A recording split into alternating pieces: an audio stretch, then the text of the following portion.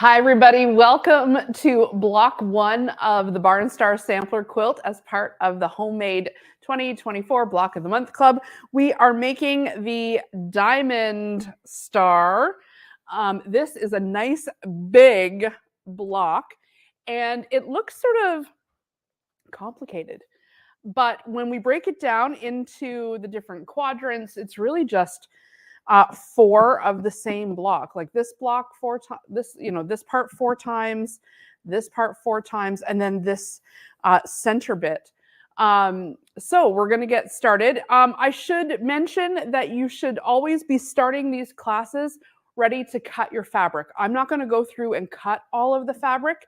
So come to class with your fabric cut if you are watching live, but I won't cut all of it or else we would be here for quite some time. But I am going to start. So I've got my organizational case for block one this week. I'm going to start. I've started a little bit putting some of my fabrics there. Basically what's going to happen is first thing I'm going to do is get out each of my fabrics and snip off just a little corner to go on to what it says, like fabric 12. There we go, fabric 12. I've got a couple more here to do with you.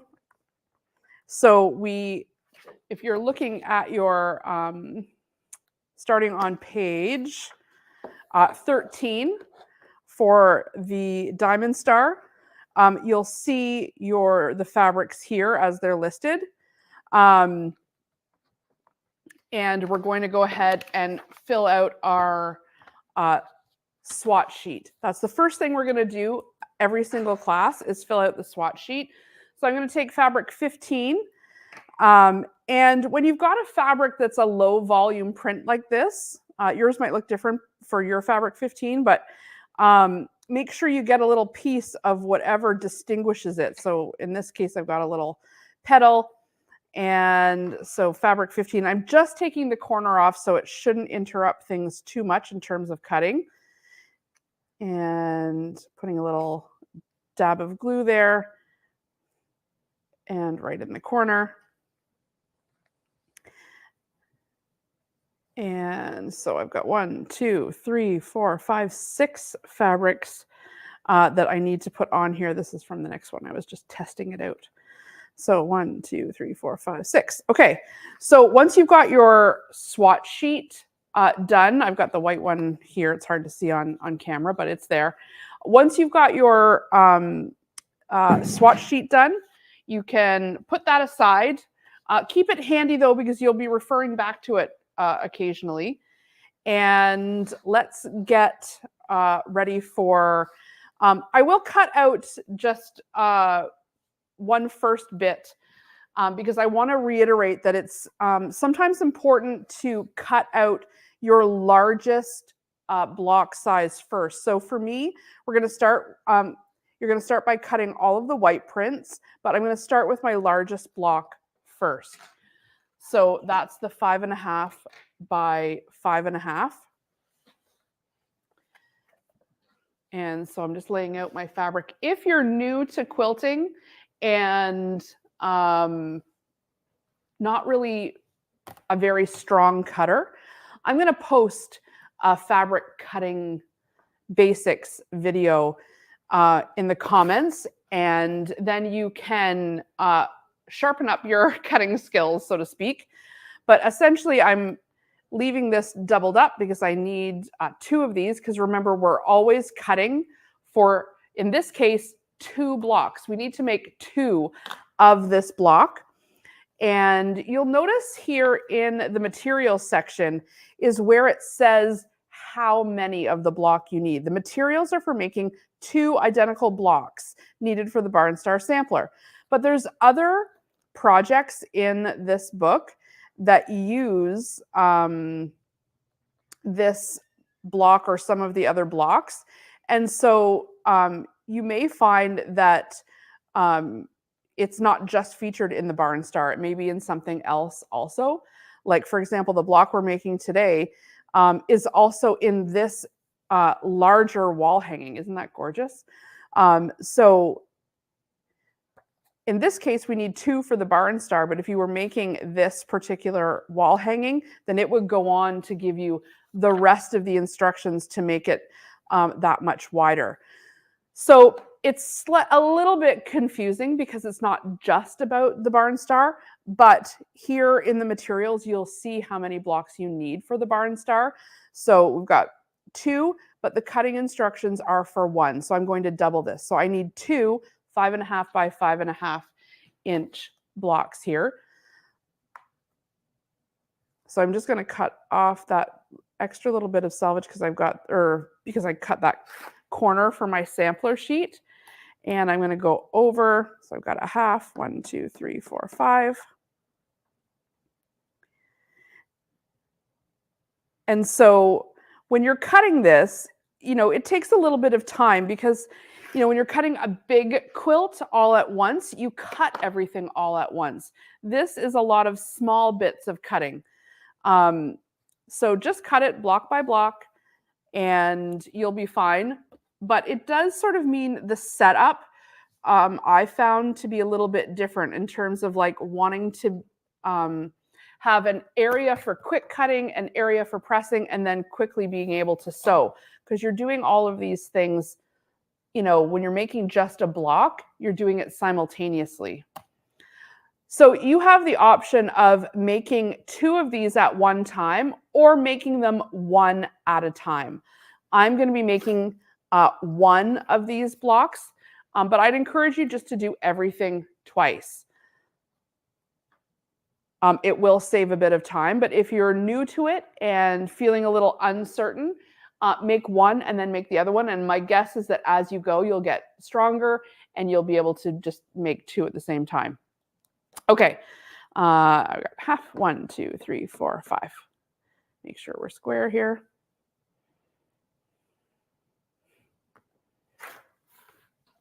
All right, there's quite a bit of scrap in this, but set your scraps aside and hang on to them because we may need this fabric. So this one, for example, is fabric number 25. It may appear in later blocks and you may need some of fabric 25 later on in the quilt. So don't go, using your extra white that's in here just yet. Okay, so I'm going to quickly label this because this is an L piece and I want, it's just going to help keep you organized if you put even just a little piece of paper with a pin, or if you've got some stickers. I've just got some dots from the dollar store, and that's an L piece. And I'm just going to set it aside so we know as we go that we're going to be pulling those letters of the alphabet. So as you cut, just as I did there, I cut 2 of them, even though the pattern's only calling for 1, because we need to make 2 blocks. So for each of these, you're going to double the cutting. So you need 16 3 by 3 inch squares from that same white fabric, number 25. And so you could go ahead and put number 25 in your book because you know that that's fabric 25. And if you're coming back to it, that's going to help. Otherwise, it just says from white print number 1, and you have to kind of refer back to that. So if you just put a little note in your book, fabric number 25, you know what that is. And we're going to double these. So instead of 16, it's 32, 32, 8, 32, 16, and 2. And then you're going to have enough cut for both blocks of the white. And then you'll go on and do the exact same thing. So I've got A. You're going to go on and do the same for your dark prints. That's B. From the green, D, and F, and so on. We're going to get to the assembling because the cutting is fairly standard, and it took me, well, an hour and a half, probably a little bit more, to cut it. So we don't want to be live that whole time. I'm gonna let you do your cutting, and we're gonna go ahead and start assembling.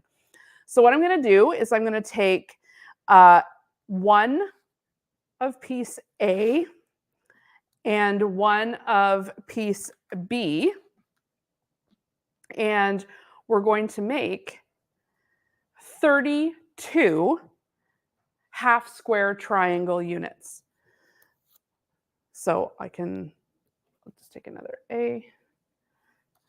And if you're uncertain how to make a half square triangle, if you turn to page 74 in the book, there's a whole special technique section, and it shows you how to make some of the basic units here. Half square triangles is right here. But I'm going to show you now anyway. So if you have a laser, you can skip this step, but basically right sides together, one block, and make sure you've got your right side, your right fabric side down. If you've got a smaller ruler around, this would be a good time to use it. I'm just looking for mine. Got a bit of a smaller one here. And I'm drawing a line right down the center. And we're going to sew a 1/4 inch on either side of that line. Your kit came with a spool of Deco Bob thread, pink or white, all good. It's 80 weight, and wind your bobbin in that too. And you're going to have a nice thin but strong thread. It may mean you want to decrease your tension a little bit on your sewing machine. So I've decreased my tension to 1.8 just to tighten everything up a bit because the thread is so thin. I'm using the HP foot, but you could be using your regular foot for this, just so long as you know you've measured over a 1/4 inch. So you could push your needle over so that you've got a 1/4 inch, or you could use your 1/4 inch foot and put the guide right along that line. Or if you've got a laser, you could lay the laser down a 1/4 inch over from center, and you could follow the laser. So I'm just going ahead. My stitch length is at 1.8 because I'm piecing. And so a smaller stitch length, it's not going to do anything bad. Makes it a little hard to pick out if you make a mistake. But it's just a little more secure at 1.8. And again, I decreased that tension also down to 1.8. So on one side of the line, I've got a row of 1/4 inch stitches. And on the other side of the line, I've got a row of 1/4 inch stitches. Now, if you're familiar with making half square triangles, I would suggest what's called chain piecing, doing all 32 on one side first, and then all 32 on the other side, so that you've got 32 of these little blocks with the line in the middle and a row of stitches here and a row of stitches here. So I'm just going to go ahead and make this half square triangle.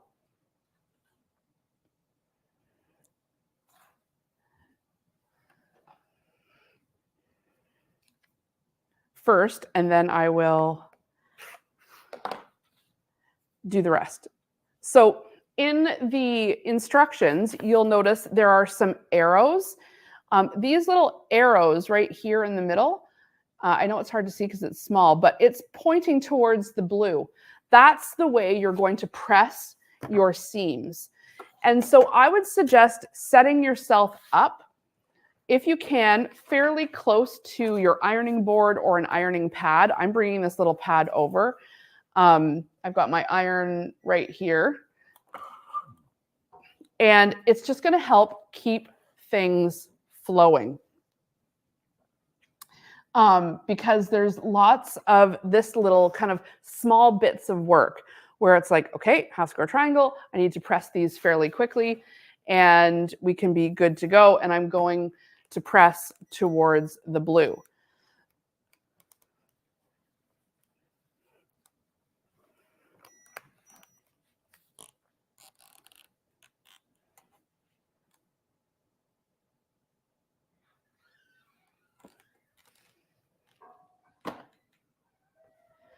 So I'm going to go ahead and make a few more of these, and we'll chain piece them, because ultimately what we're trying to make here with all of these units is this quadrant here.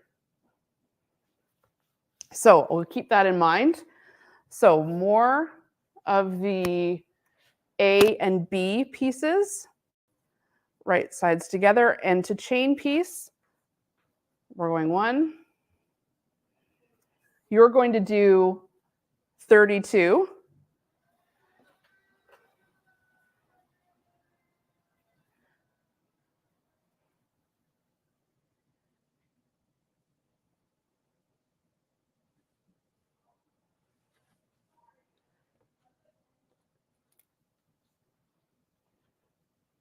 And I'm going to go ahead and draw those lines on.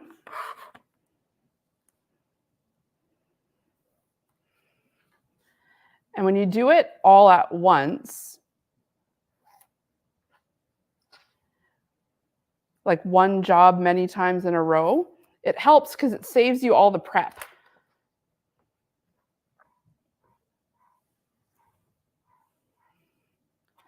So again, I'm just stitching on one side, a 1/4 inch away.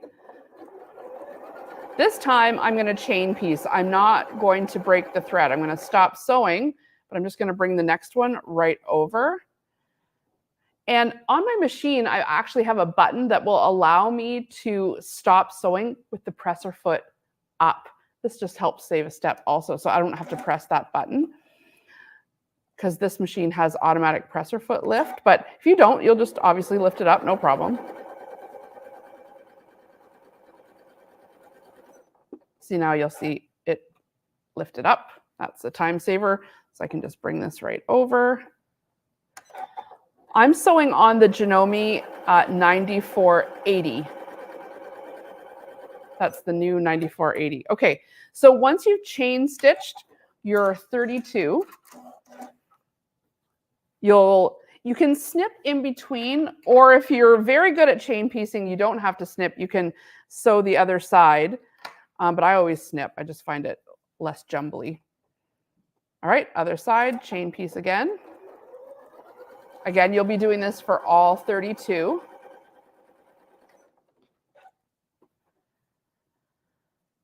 Remember, if you have any questions, you can leave them in the comments, and I will get to them after, so that we can continue this as one straight class.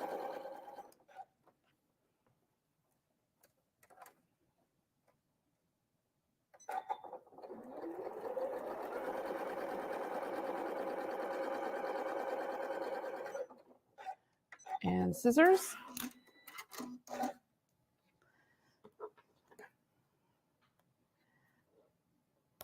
Okay, and now a bit of a time saver that I like to do, as long as your half square triangles are pretty even, is I like to line them up in a stack to trim them, at least like this. You could probably do, well, however many you're comfortable with. And then that way it saves quite a bit of time in trimming them. So now we've got our stack of half square triangles. You're going to have, again, a stack of 32.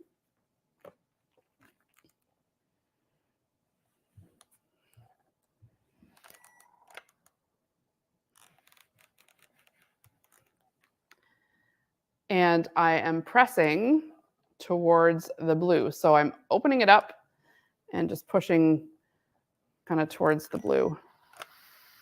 You could give it a shot of steam, or you could start on the other side, but just make sure you don't have like a fold here. Sometimes if you do it this way first, you end up with a fold that isn't quite on the stitch line. You want to make sure that stitch line is nice and spread out.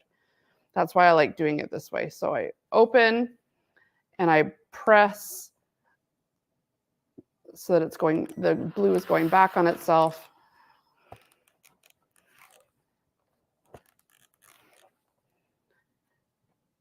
And so you'll get all of these pressed up. You'll have quite a large stack, and then you'll start pulling from them.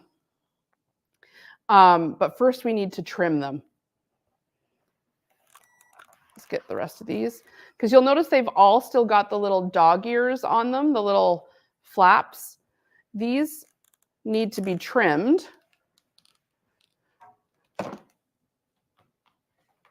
You'll see in the instructions, it will say, and trim them square to 2.5 by 2.5. So 2.5 square.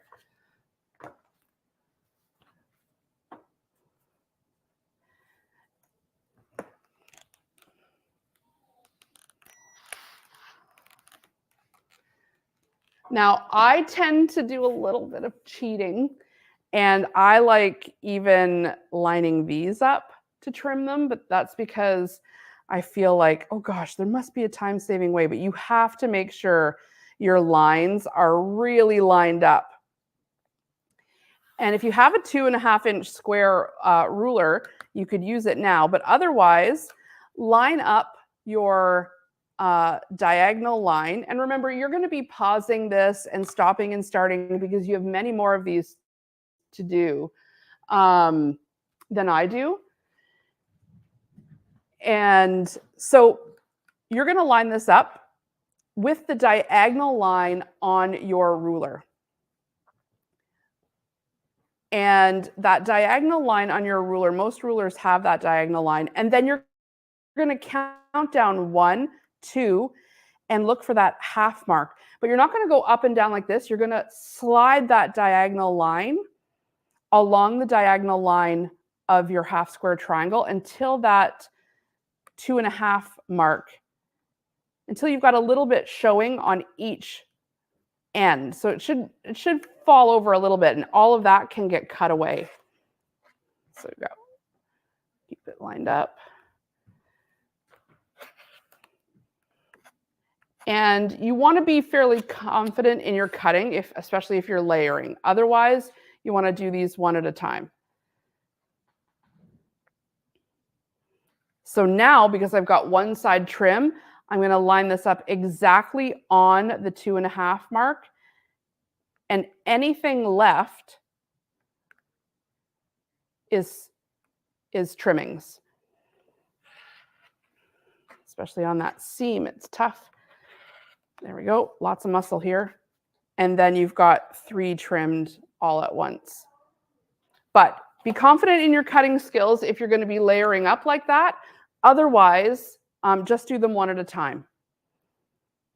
And then that's, of course, taking the dog ears off at the same time. You're not just taking the dog ears off. There is a little bit of room because we cut these at 3 inches. And so you may have a little bit of room to wiggle here, especially if you're using that HP foot, and that scant 1/4 inch seam oftentimes gives you extra trim room, which is nice because then your blocks are so perfect that you've got a little, because you get to trim them and really square them up.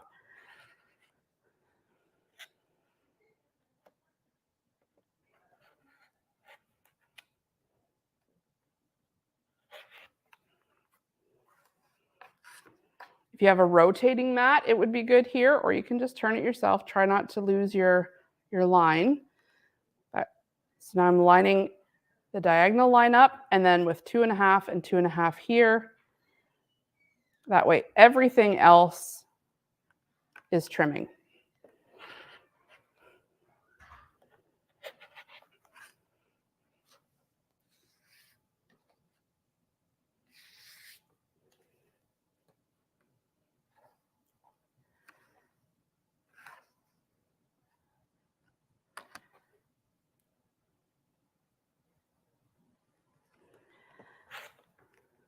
It's quite a bit easier to do it not stacked. It just takes a little bit longer. So if it hurts your hands or it's not working out, just do them one by one.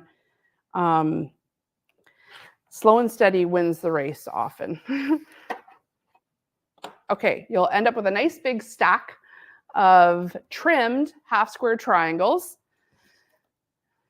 And I'm just going to bring over some that I've got ready to go here. So next up is we want to make And now this is one part that I originally was kind of confused on, because oftentimes in quilt instructions, this is part 1, this is part 2, and these two look very similar. It looks as though you may take this unit and then attach this green square to it, but that's not the case. This is a unit and this is a unit. So this is a whole separate little project, and this is. Don't take this and attach a green square to it, because then your shape will be, your half square triangle will be the wrong direction. Ask me how I know. See, I made that mistake.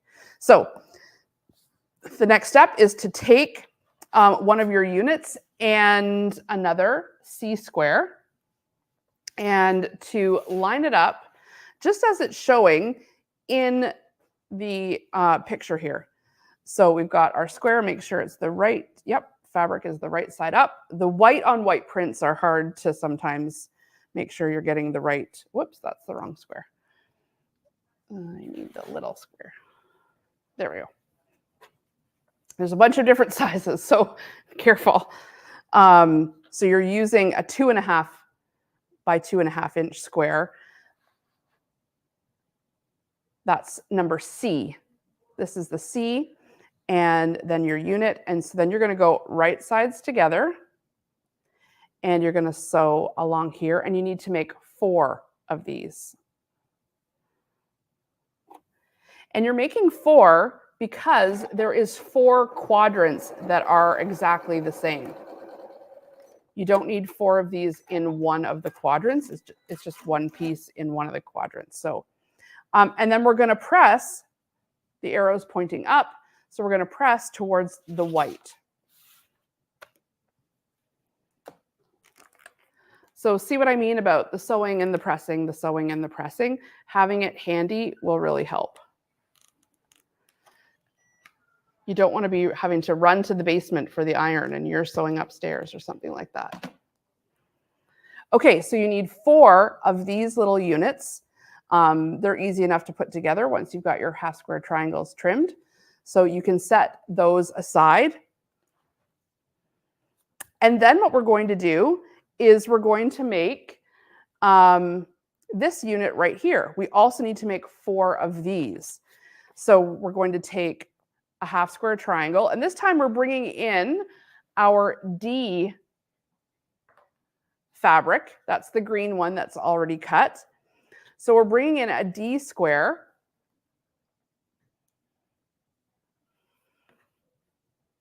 and again a C square. So it helps, again, to have those labeled. They're all 2.5 by 2.5, and whoops, this needs to go this way. Make sure your directions, like your half square triangle, is facing in the same direction as the one in the book, that it's not down like this, or else all of your pieces aren't going to flow the right way. So it's important that you follow that. That's got the dark side upright. And then we're gonna make 4 of these units, so you could be laying them all out, and you're gonna go right sides together.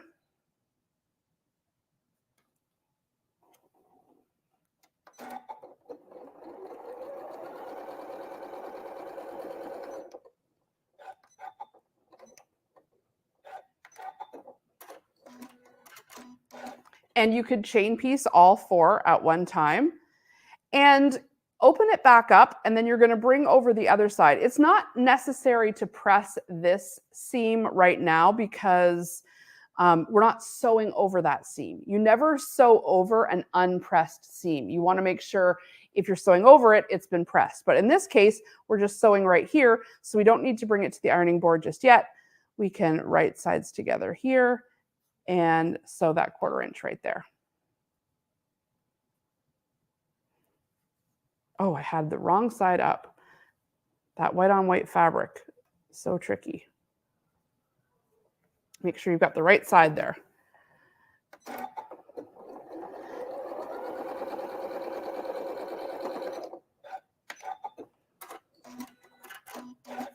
Okay, and now the pressing is all happening toward the white block.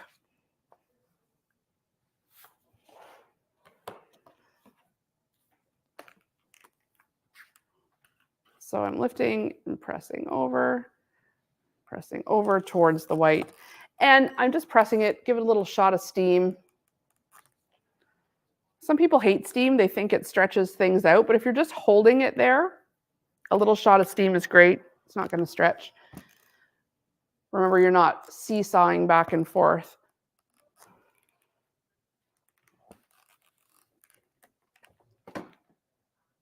Okay, so you need to have 4 of these little number 3 units, 4. And that's how you make them, and you can set it aside. Next up, we need to finish off the rest of our half square triangles, and we need to make a unit of 3 half square triangles. So you'll lay them out. 1,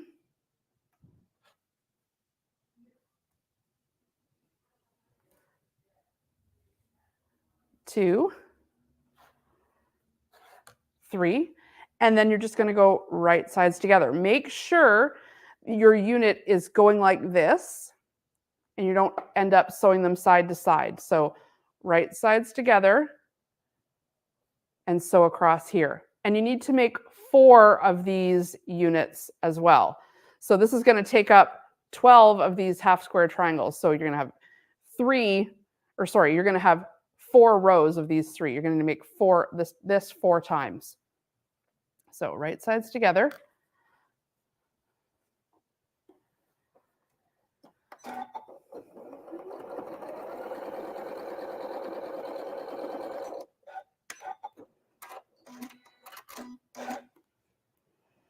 There's 1. We don't need to press it yet because we're not sewing over the folded seam, but we want to make sure this is going the right direction. So right sides together here, and then we're sewing that 1/4 inch along the bottom there.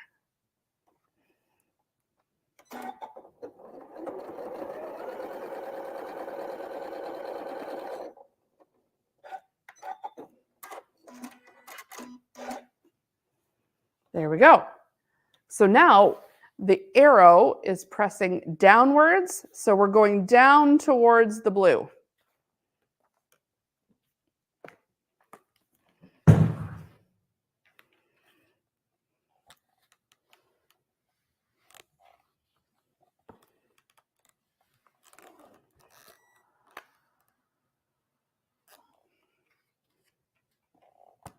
Just making sure none of these sides got flipped accidentally. That happens sometimes. Okay, so you'll end up with 4 of these strips. Essentially, remember what we're making is this quadrant here. So you can kind of see how they start to come together. We've got our little 1 unit there. We've got our other unit here. Okay, so set them aside.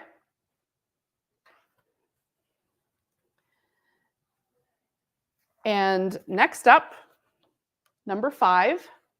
So we're making 4 of all of these.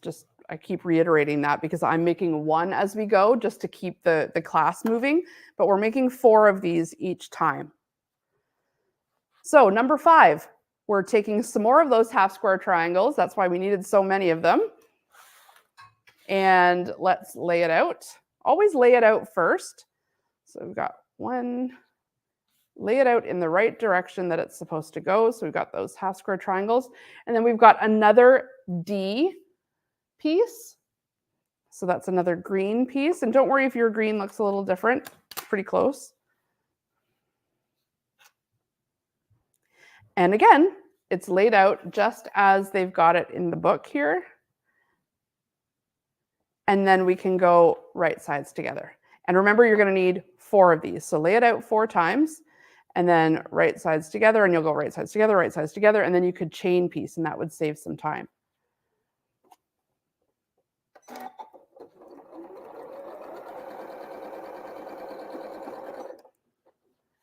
Okay, and then the next side, we'll go right sides together, and I'll chain piece this one. That way they both come off at the same time.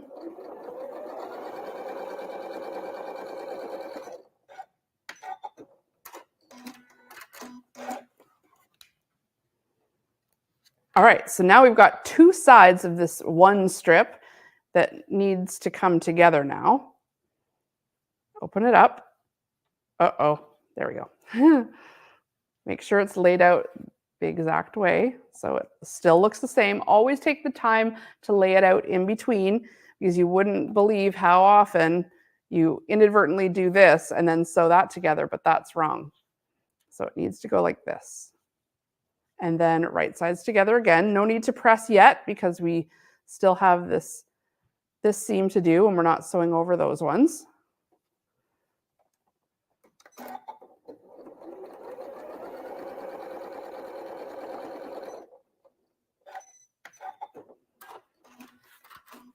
Okay, and the arrow here is pointing towards the green, so that means we're pressing, ta-da, towards the green.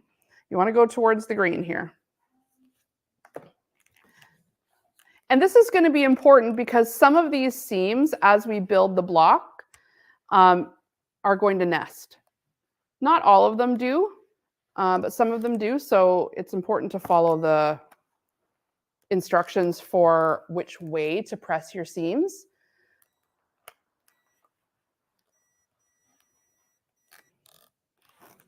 Love this iron.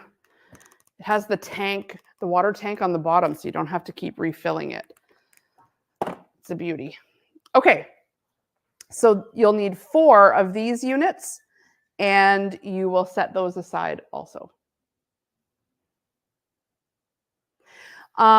Next up, we're going to start assembling the bigger block here. So we're going to take an E square. So we've got our E squares here. That's a bigger square. And you've got 4 of these, and you're going to assemble all 4 of these quadrants, but I'm going to do one right now. So, and it kind of goes together. They don't break it down, but you can kind of see how it comes together. So the E square starts with the little number 2 unit, just like this. Let's lay it out first. The number 2 unit, that's going to come together. Then that's going to make it big enough for that number 3 unit to tack on. And now we kind of see the arrow shape starting to form. And then once we've got that built, it's going to be big enough for that unit we just made. Oh, hold on. We have one more. Nope, we need to bring, then it's going to be big enough for this one at the side. Sorry, guys. There, and then it will be big enough for this one. And then that is going to make our finished quadrant like this. So let's just take it one step at a time. Right sides together. 1/4 inch. And if you're making all 4 of these, you can do this step 4 times. So again, feel free to pause the video while you catch up. Now, it will be important to press these seams as we go because we need to sew over here the next time. So you'll see there are pressing instructions, so it's going towards the smaller unit. So I'm going to press towards the half squares.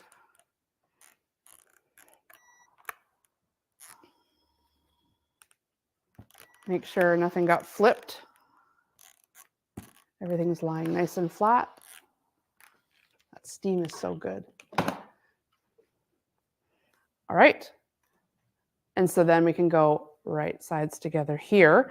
Now we're going to want to nest these seams. We took care to press in the correct direction, and that's going to allow for these 2 points to perfectly match up. So what we want to do is not just line up the ends. We don't really care that much about the ends. Well, I mean, we do, but we mostly care about these points here hitting exactly together.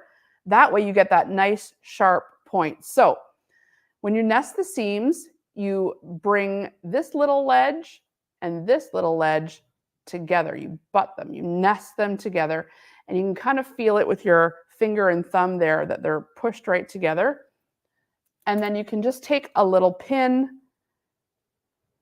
and put it right through that seam. And then go ahead and see where your ends line up. If you need to put another pin, you can, but you really want to make sure that point. That's how you get those perfect points.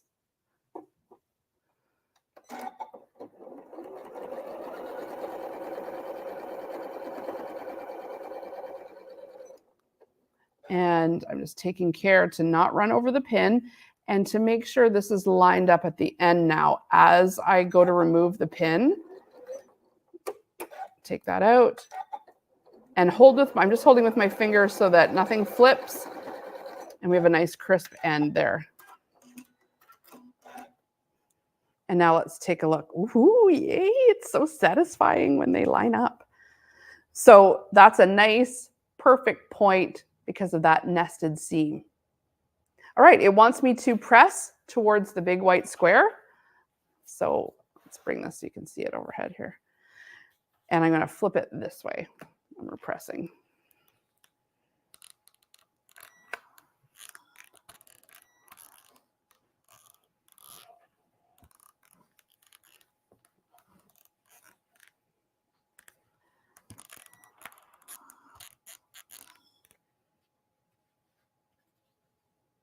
Looks nice. Okay, let's lay it back out. All right, now it's big enough. We can do our number 4 piece to our bigger unit, right sides together. Now here, again, we're going to try to nest these seams and aim for those points to match up. So I'm going to take a little pin, kind of make sure it's right together with my fingers there.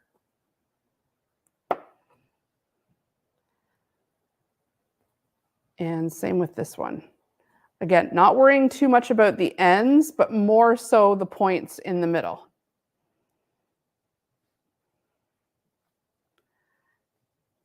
If those are nice and nested, then you're going to be happy with how it lays. Because you can always trim the ends. And take a look at your own block before you sew it. When you start to get a lot of pieces like this, take a look at which direction you'll be sewing. Make sure, you're not going to inadvertently flip the pieces up. Whichever one looks more difficult to sew on, maybe that's the side you want to have flipped up so that you've got a little bit more control over the seams.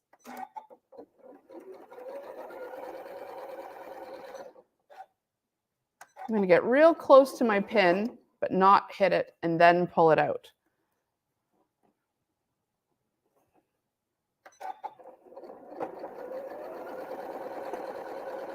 Real close, like it's under the presser foot. It's just not touched by my needle.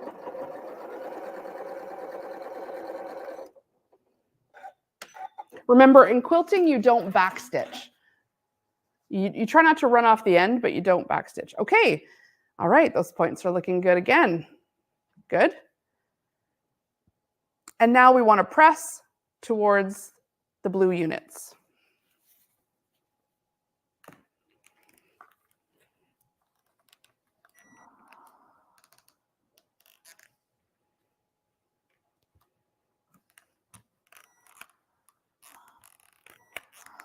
Take a look that nothing else got flipped over.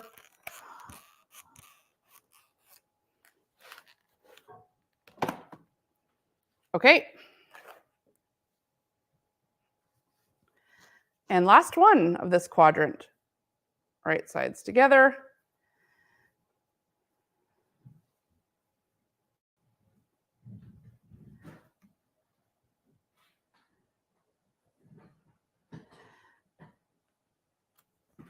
This, I think I told you guys, I think this has to press this way. Not towards the blue unit, it's towards the green. Sorry.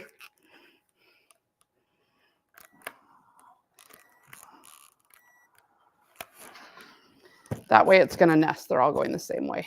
It's live. What can I say? All right. So if you see if that happens, just press it the other way, and then you know you can nest all your seams. All right, let's nest this.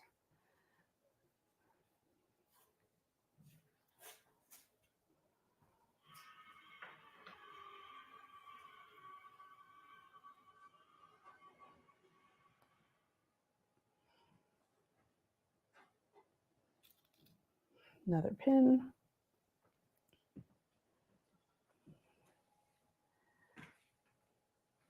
All right, and then once you've got it pinned, you can sew that 1/4 inch down.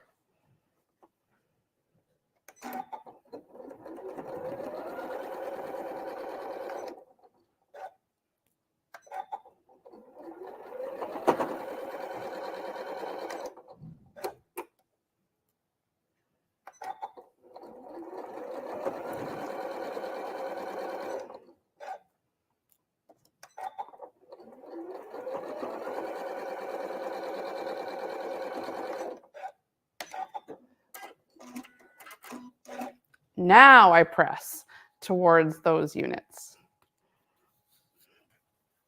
Looks good. Super cute.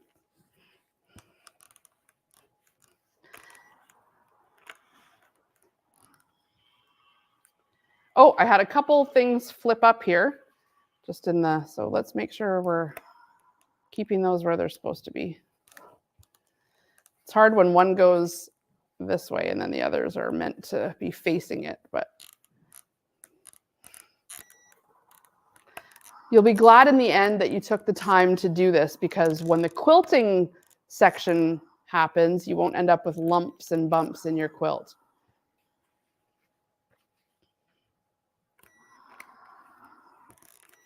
All right, so just take a second and press it all nicely. Give it a shot from the front.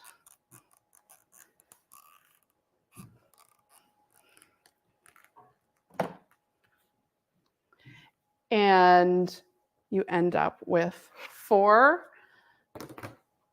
corners.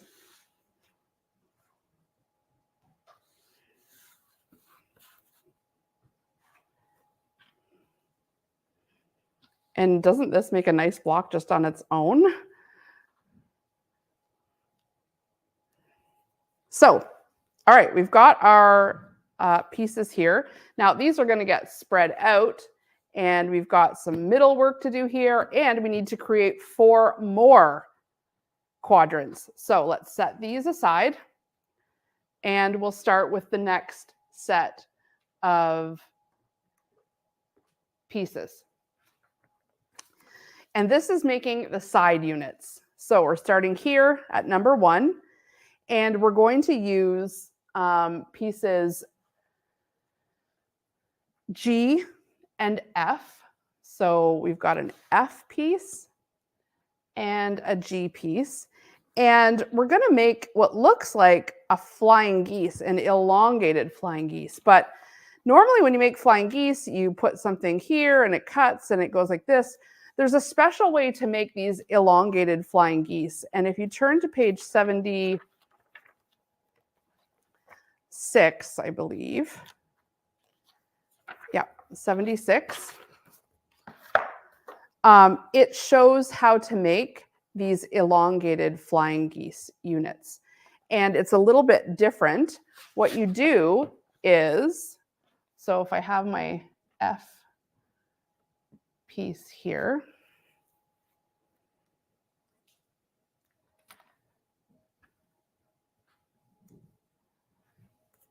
I have a bunch of them cut. So I have F as the middle, and then I have G.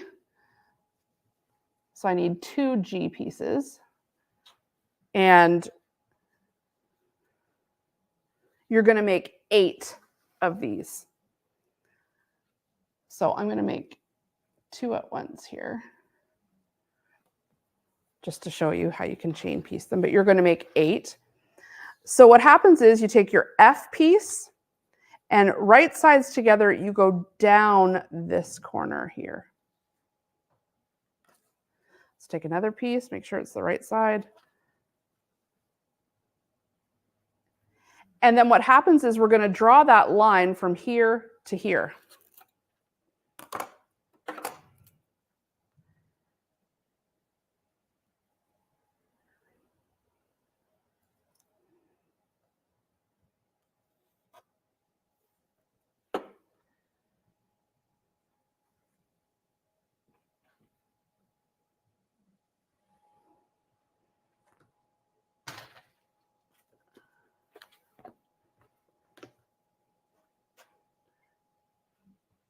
Essentially what we're doing in this block is we're making this unit here, which is the side units. So that's going to be that elongated flying geese, but just to give you an idea of what it is that we're making. Okay, so I'm going to draw the line, and I'm going to draw the line.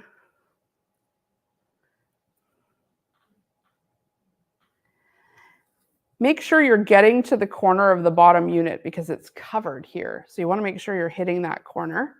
If you have the laser, you're going to go right down the center, and we're not sewing on either side of the line here. We're sewing directly on the line here. That's a big difference. So directly on the line. So if you have a laser, you're going to go right in the center.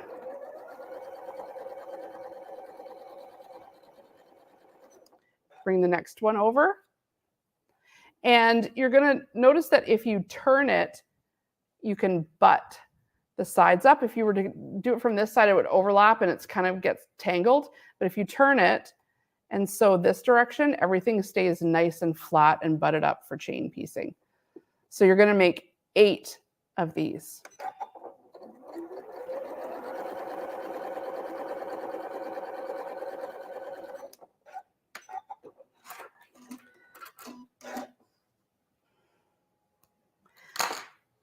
And you've got 2 more G pieces.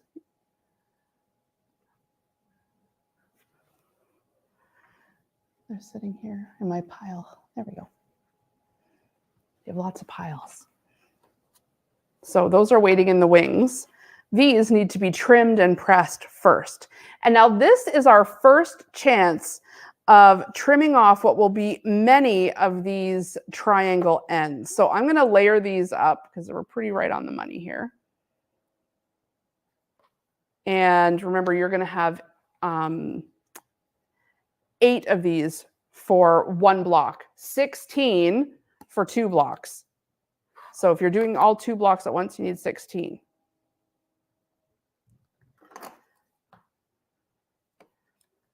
So I'm trimming off a 1/4 inch away from the stitch line. And now look, I've got these little triangles that are perfectly paired up. This is not part of the Barn Star. This is a whole separate project, but I'm going to go ahead and just sew a 1/4 inch seam allowance right down the longest edge here while I'm at it. It doesn't take much to sew these little edges. And this is just a way for you to use up what will be an enormous amount of these triangles. Again, this is not part of the quilt. You don't have to do this, but you're going to end up with tons of these kind of unusable scraps. And what's going to happen is if you just go ahead and sew them together, you're going to end up with all of these great little units that at some point we can trim, put together, use as other little blocks for other things. So while you're at it, do yourself the favor and just sew them together and set them aside. You don't have to, but why not? All right, so now that these are trimmed, you'll have 16 of them. We're going to go ahead and we're going to press towards the white. Give it a little finger press first. That helps. Or if you have the roller.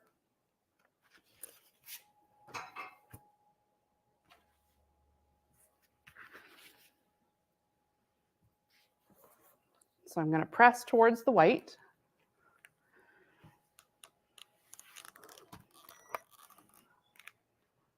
Press towards the white. And then I need to finish the elongation. So I'm going to take that other G piece, and just like you would with a regular flying geese unit, but instead we're going down just like this. Then we're going to draw the line this way. That way, when it folds up, we've got that longer unit.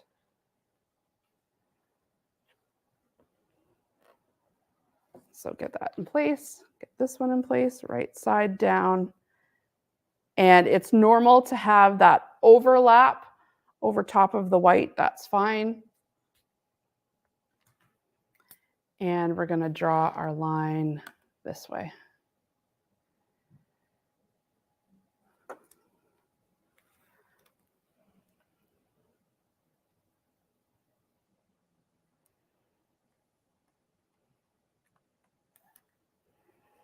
Okay, chain piece. You've got 16 of these for 2 blocks, 8 for 1 block.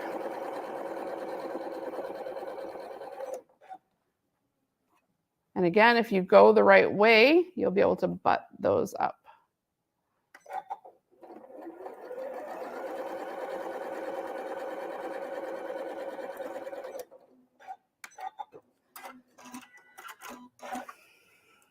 Okay.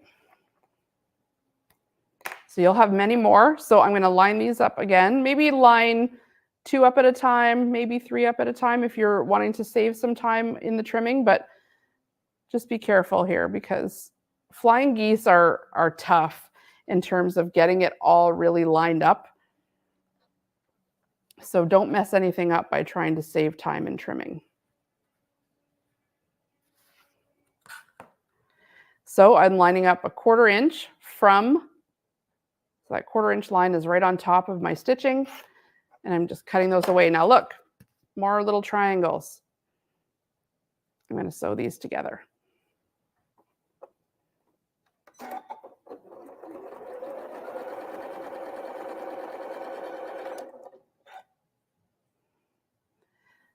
I mean, it just makes sense. They're already matched up with a fabric that looks good with it. So we'll have a beautiful something scrappy in the end. All right, so now we're going to press towards the white.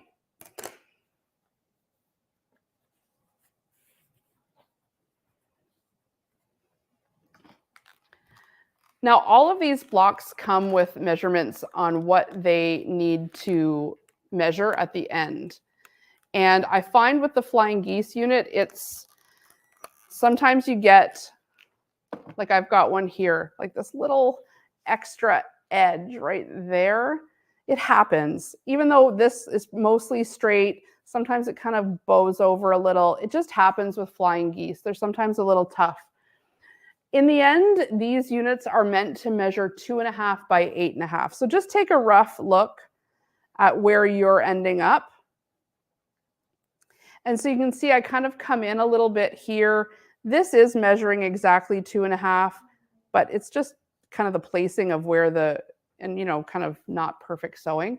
But I'm going to be able to make up for this in my next seam allowance. So I'm not going to sweat it too much. If I'm bowing out too much here, you could go ahead and take off a little bit so that it is nice and straight on the start line, but that's pretty close. You could take off a smidge right here, but ultimately though, I'll correct this in my seam allowance. So going forward, whatever I lay over top of this, I'll just make sure that, see how that could catch in that seam allowance. And then you'll never know that I had a little bit of a bowing there, a little bit kind of dented in. So once you have 16 of these for 2 blocks made, you can set them aside, or 8 for 1 block. And we can go on to the next one. So number 2 on this side is another elongated flying geese, but this time instead of 2 rectangles, it's a square and a rectangle. So we're going to take an eye piece. So we've got eye here, so 2, and an H, 2 H pieces. You need to make 4 of these for 1 block or 8 for 2 blocks.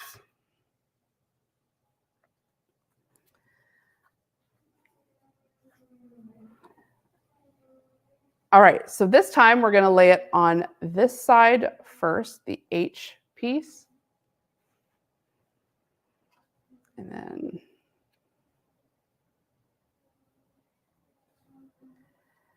And then we're going to draw our line going from this corner to this corner. Make sure you can see that. This corner to this corner, this corner to this corner.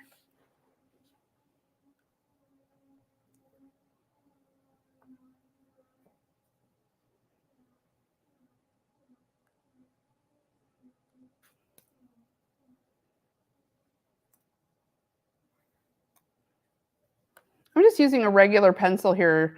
You don't really need anything too fancy. All right, and again, for this one, we're sewing on top of the line. And I've still got my little triangles on the end there. I can just chain piece this right to it. Again, if I were to butt it up this way, this tail kind of gets in the way. So if you rotate it, everything stays nice and neat.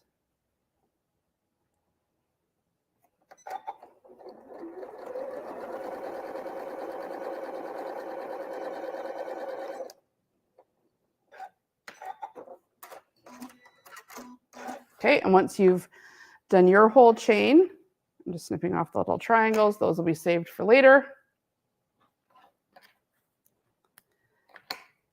But again, we're generating more of those triangle waists. That's going to be the theme of this whole thing, I can tell. Maybe we'll have a little contest to see what people make with their triangle scraps. All right, so now I've got 4 more triangles I can sew, but you'll have lots more because you need more of these units. You need to make 4 for 1 block, 8 for 2 blocks. Remember, we're making 2 of these blocks. I'm just making 1 right now, and I've got part of it done. So that's why I'm only showing you how to make kind of 1 at a time. Otherwise, this video would probably last all day. These blocks are big. They take a little while. Okay, so those little triangles will be there. Okay, so now I've got this unit this way. We want to press towards the white. So I'll give it a little finger press first and towards the white.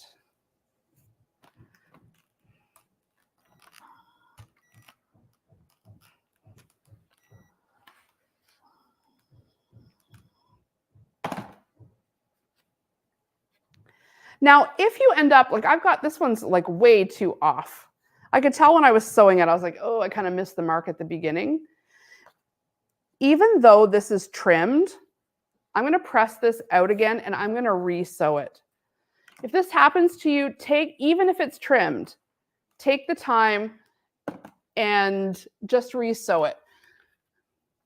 Get your seam ripper. Even though it's trimmed, no big deal. You can still re-sew it. Because sometimes with flying geese, that happens. You don't hit maybe your line isn't totally diagonal, or you go off the line a little bit. So I'm going to take this one out.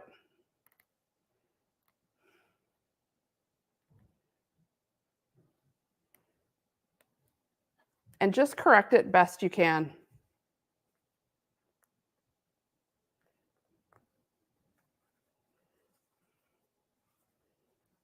You don't have to cut new fabric. You'll be able to use this one.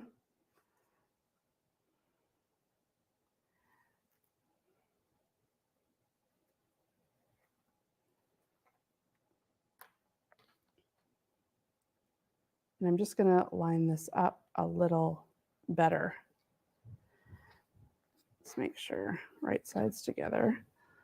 So lay this down like this down like this. And I want this to just come down a little bit more. It was just a little too, I had it placed just a little too high up. And you can see I was off my when I'm looking at the stitches, I was a little off my drawn line. So that's going to happen sometimes, especially when you're yakking and talking and trying to sew. So I'm going to do it again.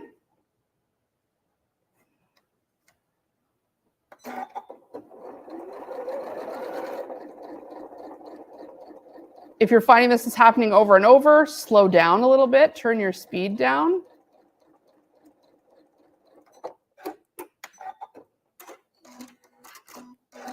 Just to try to improve your accuracy.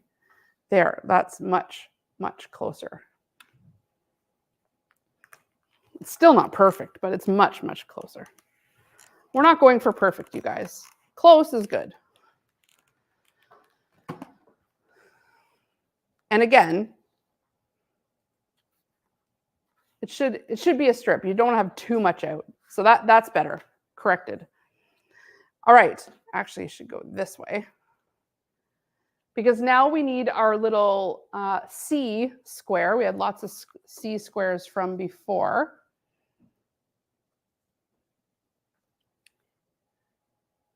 And right sides down, we're going to go here. Right sides down, we're going to go here. And draw that line.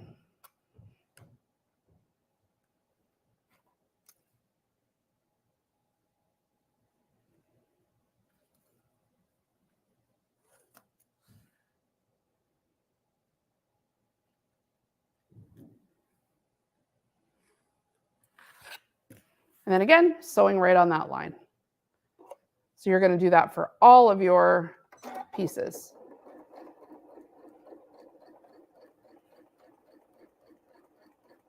So I'm just slowed down a little bit on my machine so I can stay straight on that line.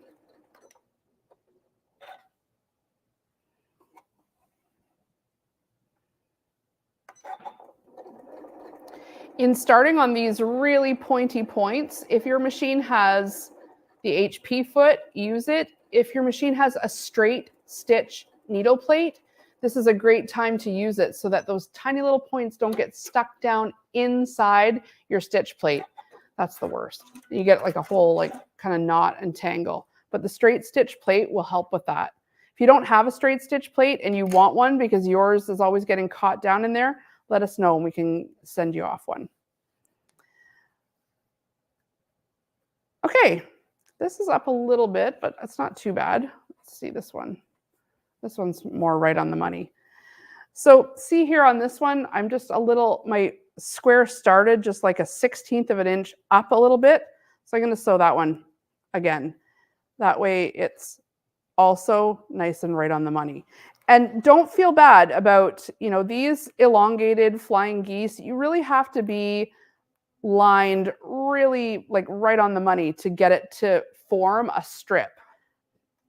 So you don't do it the first time, no shame in doing it again. It's best that it turn out. So let's try that again.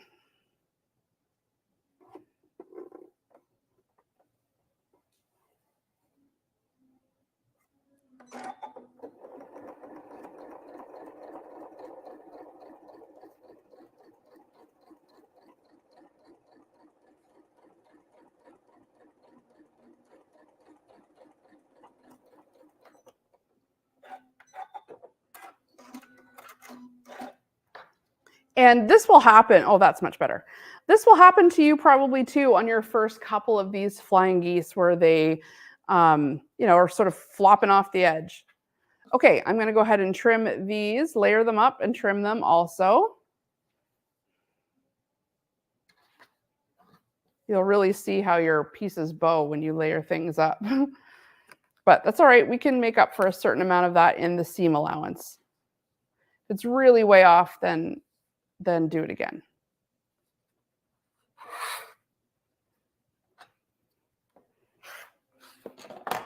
Again, a few more triangles for the pile.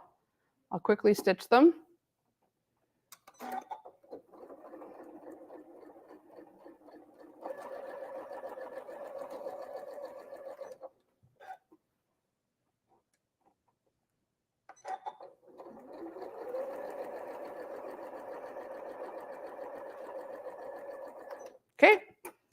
and we are pressing towards the white.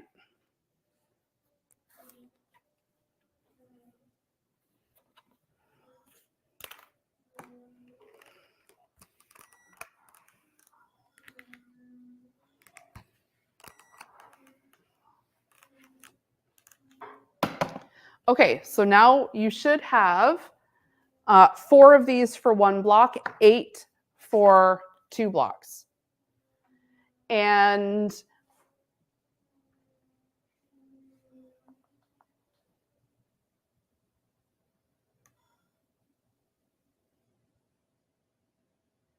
now we're going to do the exact same thing. But in the opposite direction. So if you see in the book here, number 2 has this triangle on the left side, and number 3 has the triangle on the right side, and we need to make 4 more of these. So you're going to take an eye piece,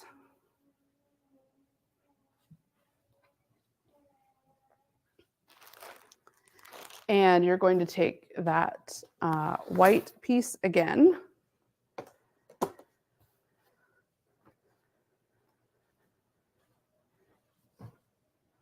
The H. So we've got 2 more H's here. And just like we did on the other side, this time I'm putting this on this end.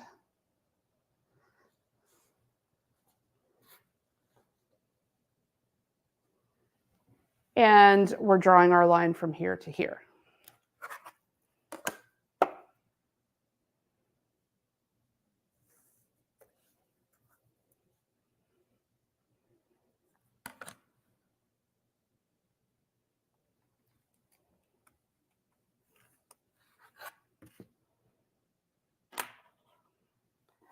And sewing right on that line.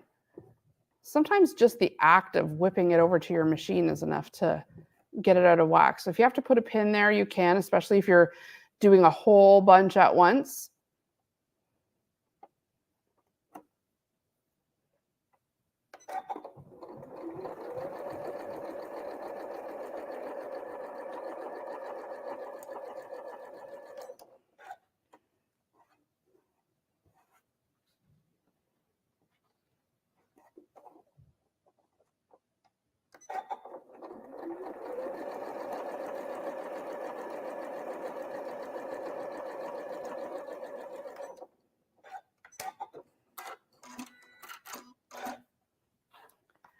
All right, so again, you're going to make 4 of these for 1 block, 8 for the 2 blocks. And we're going to trim, take off my little triangles for later. Let's just see if it's going to lay okay. Not the worst. Better. That one's pretty good. This one's just okay. I could live with it. All right, I'm going to trim these. Again, then we'll have our... Wait till you see, as you go block by block, how many of these little triangles you trim off. It's actually insane. So if you start thinking you've got a use for them right away, then it won't seem so wasteful. You just start sewing them together. Even the tiny ones. That'll look cute.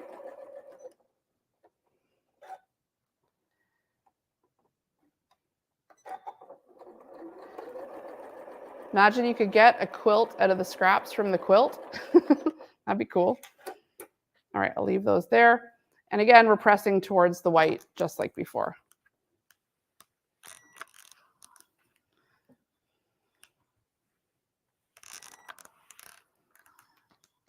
And then again, we're taking a C piece, right sides together.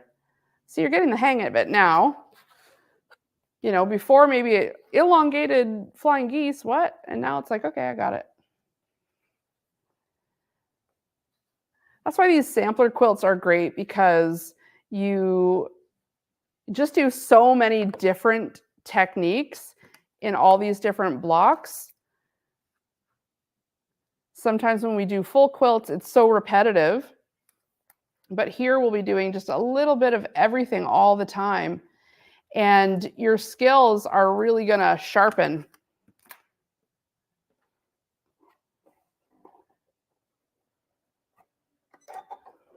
You know, things will become second nature, like flying geese will become second nature. Using the straight stitch plate as a little helper or a leader fabric, it'll all become part of what you do as a quilter to have success, because you will have done it so much. So I encourage you, you know, everybody's like excited to get started with block 1. You know, try to keep the same momentum going because we've got lots of blocks still to do. Hopefully you'll set aside this time every month. You'll need more than just the live session to work on it. But because it's, you know, one at a time, and in some cases we're making 2 of the blocks, but when you assembly line it, it moves quickly. You'll be surprised how much you're able to achieve.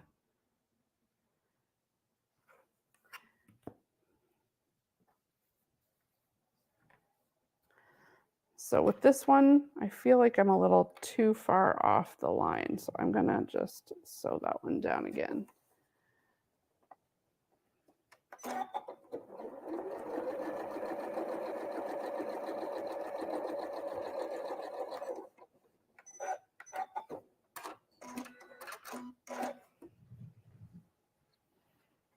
That's better. Okay. Trim.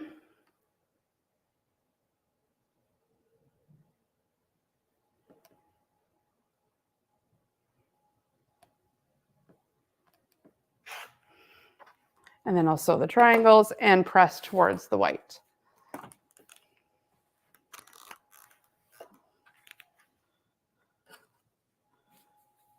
Again, you need 4 of these for 1 block, 8 for 2 blocks. Okay.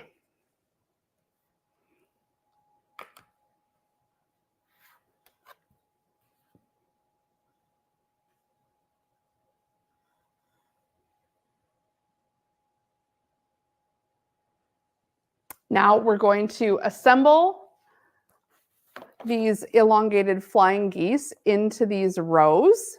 So that's step number 4. Feel free to pause the video if you need a little break. It's no problem. So I'm going to grab my pieces that I have set aside. And let's just lay them out. Got 1, 2, and 3, 4. Whoops. That's why it's important to lay it out. Okay. Whoops. This needs to go this way. This one needs to go up here. This one needs to go up here like this. Whew. See, laying it out, because sometimes your mind just plays tricks on you. Okay. And then we're going to go right sides together. And now you can see I've got a little bit of making up in the seam allowance I can do here, but that's okay. 1/4 inch is going to come over there, and you'll never know about that little swerve in. Just making sure that the seam allowance is over far enough that we can make that up.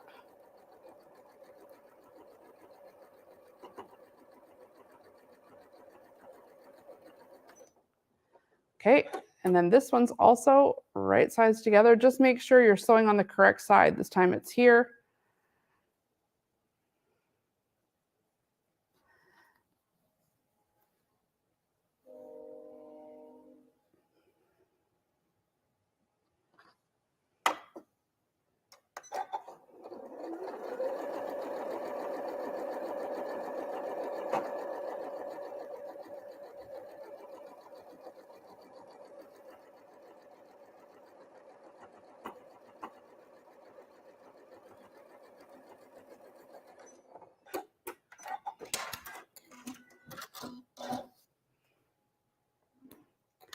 All right, let's open it up.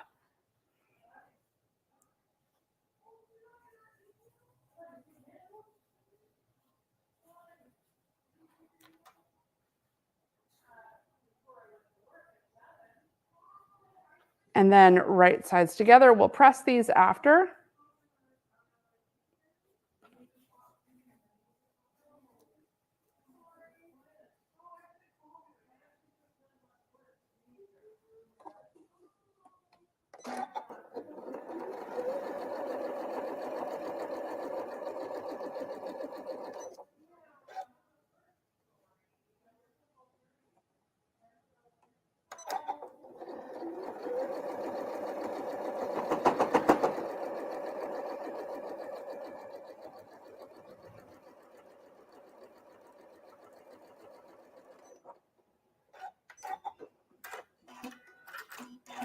Okay, and now you'll see the arrows here have a bunch of different directions.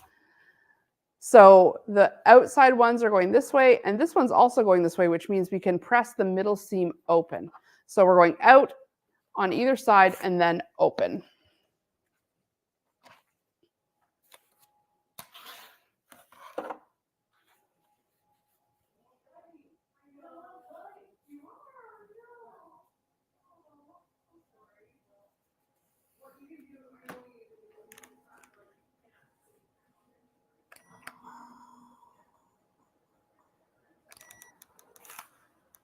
And then this is going outwards.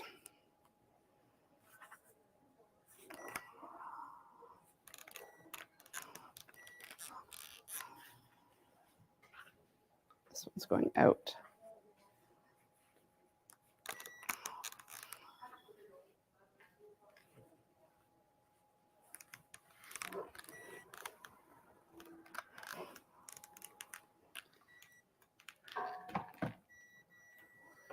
Okay. That is one. We're almost to the end of our end unit. We need to add these blue cornerstones here. So we are taking two J pieces for each one of these units.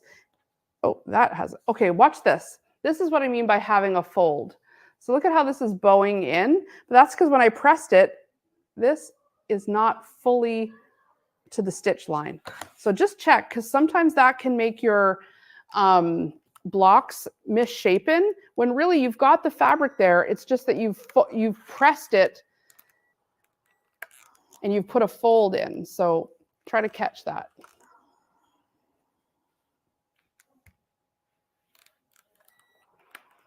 There we go. Okay, so now I'm taking two J pieces for each one of these units, the side units, and we're going to go right sides together on the corner that has the most white. And now what I would suggest here is folding this in half just to make sure you're not going to lose your point here. If where you've got this lined up here, let's say it's like that, if you fold it in half and you can see that you're losing the tip of your point, then you can push this down a little, because we don't want to lose the point. We also don't want there to be a big white section like this there either. We want it to be right. We want to see the tip, and that's it. So when you line it up, just take a second to make sure that where you have your line drawn is really going to allow you to see the point. I might have to use my longer ruler here.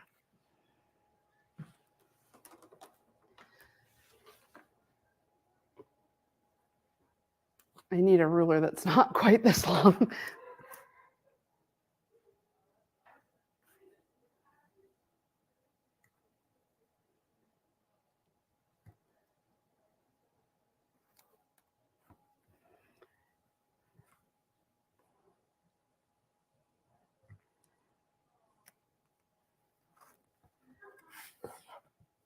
Okay, and then we're going to sew right on that line.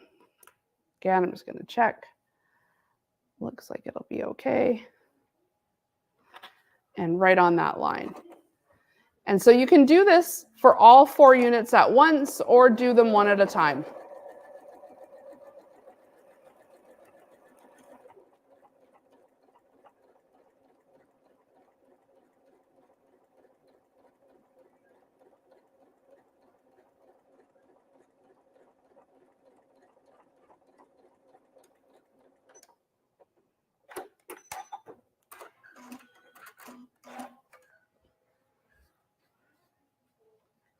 And then, yay! See the point and not much else. Okay, so now I can trim 1/4 inch away from the end. And now look at the big wasteful triangles we're getting. So our scrap piece is going to have some big units too. I'm just going to sew that.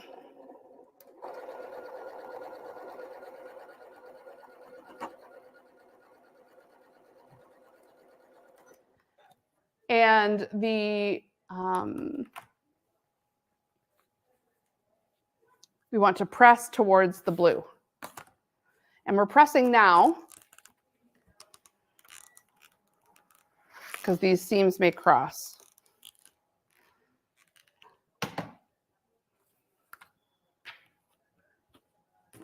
Okay, your other J piece in the corner. And again, fold it in half and see how it's looking. This one looks like it might cover a wee bit. I think this is the one where I ironed it wrong. So I'm just going to push it down a little bit.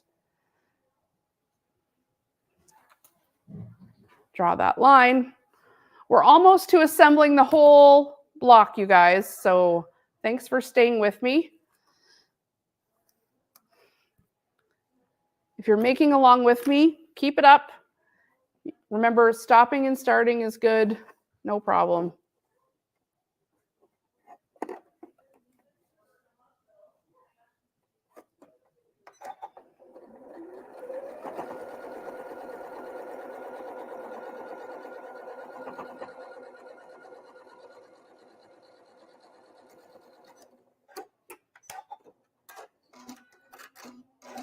All right, before you trim it, oh, there's my little triangle for later. Check it. Good.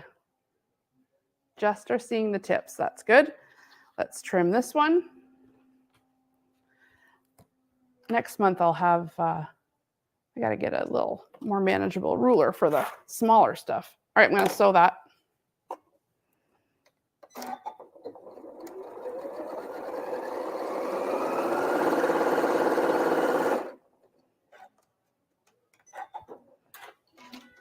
And pressing towards the blue.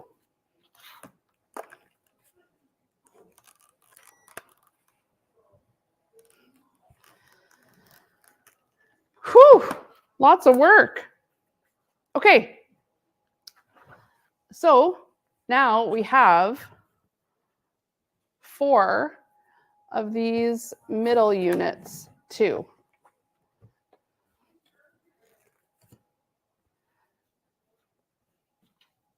And we've got 4 of the corner units. And the only thing left to make is the center unit here. And the center unit, based on these instructions, I think the instructions could be better, let's just say. So follow along in the video here. So let's set these aside for now. And I'm going to take you right back to the cutting of the L and the K. So let's bring out our K units, just a sec.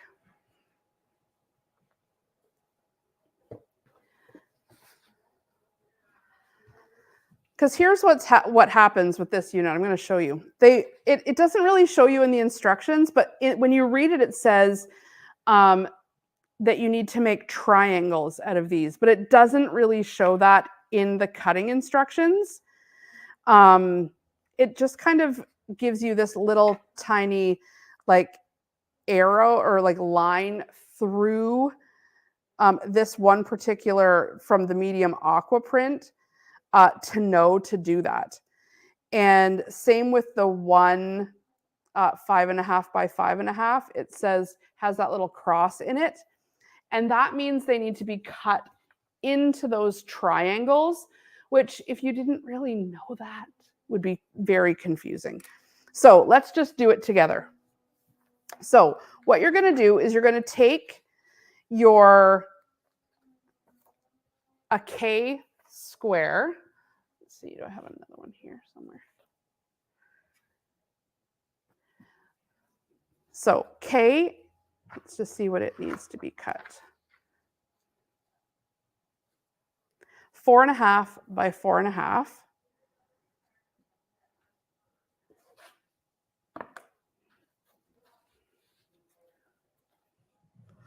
We're getting a little overrun with fabric here. I should be tidying more as I go, but live.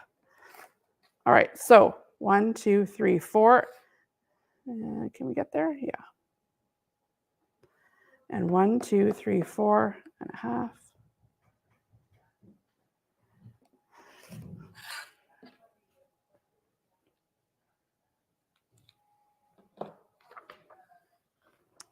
And then the L square, which is 5.5 by, sorry, is it L 5.5 by? Yeah, 5.5 by 5.5 needs to be cut on the diagonal. So I'm going to use my big ruler again. It needs to be cut on the diagonal twice. So the instructions aren't very clear about this, but follow along here and you'll get it. So there, and then again,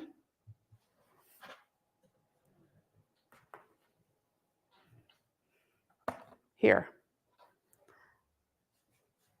So it's sort of like how you'd start a quarter square triangle.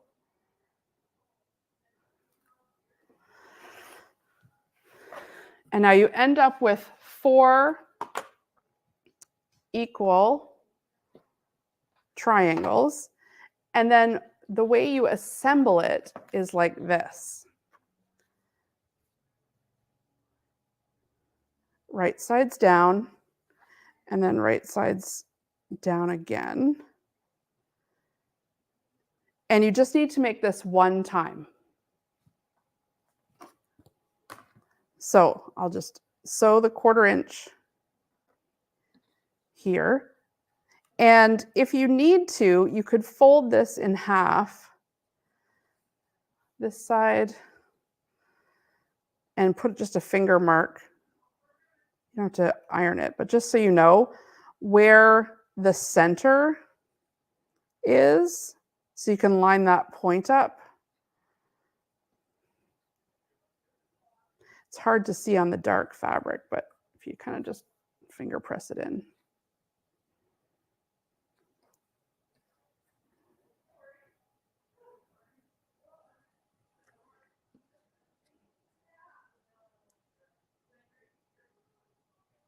All right, and we're going to sew that 1/4 inch right along there.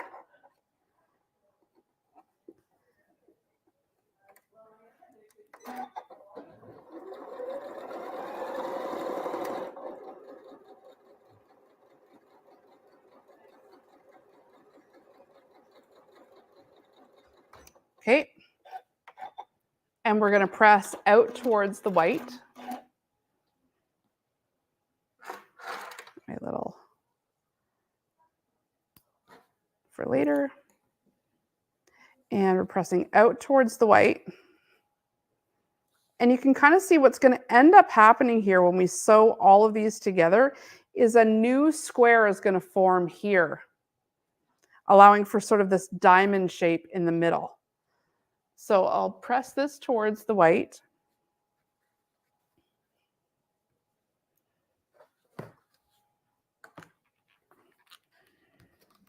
See what I mean when it all comes together here? And And then you're going to sew on the other side. So if you look on page 76,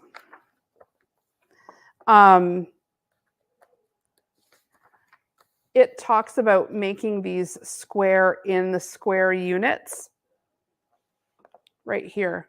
And so you start by going opposite ways.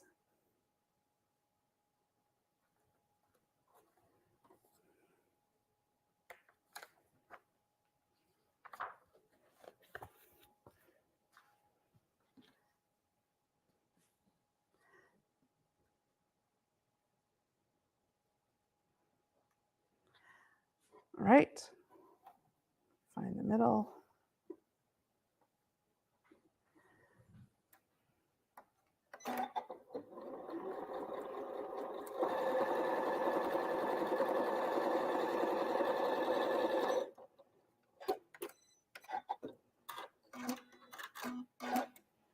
And then press out.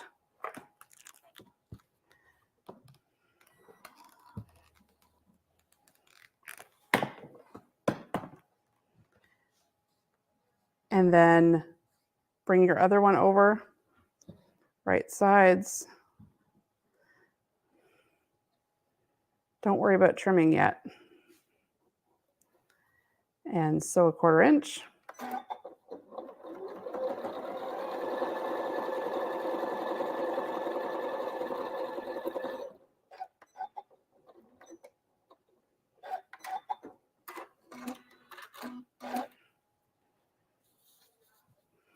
And then you can kind of see how that other square is starting to form. It's a bit awkward on the brain. It kind of does tricks, plays tricks on you at first, but then once you see it, you see it.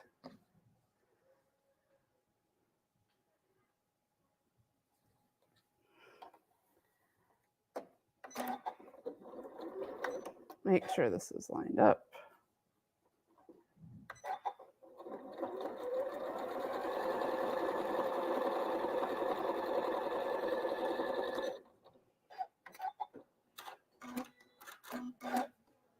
And press towards the white.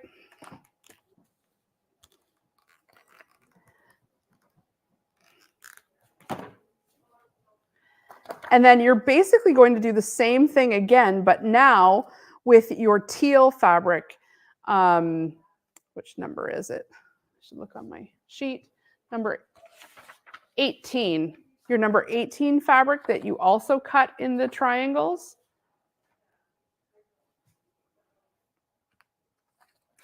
Before you do that, though, you need to trim this to 6 1/8 inch square. Making sure it says to leave at least 1/4 inch here, like beyond the border, so that we can attach our other square to it.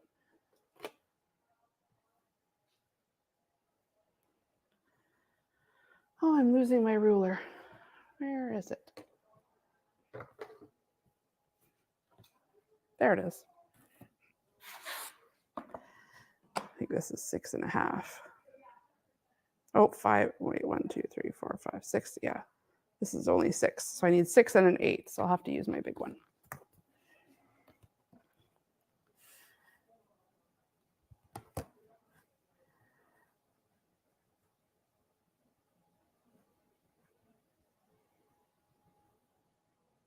So here I just have enough to kind of take off the dog ears.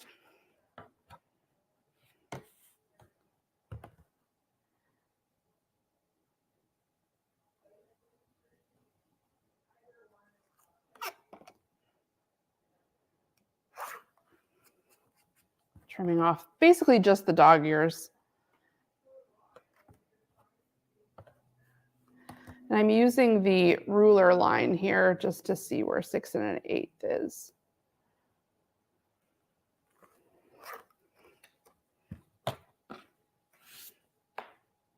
This one's pushed out a little farther than I'd like, but I think I can make up for it.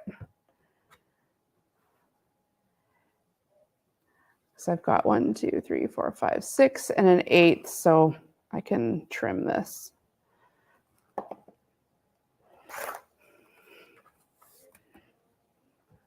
Okay. So now with your M pieces, you're going to cut your M pieces in half.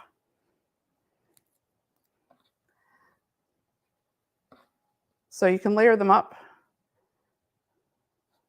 if you haven't already cut these from the beginning.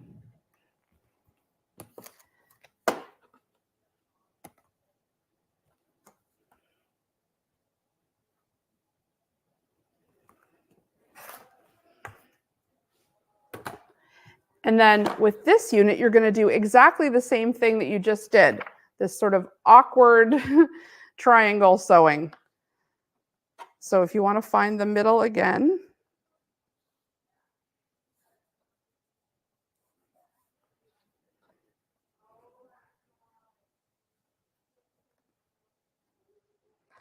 and then line it up. And we're going to sew it right across.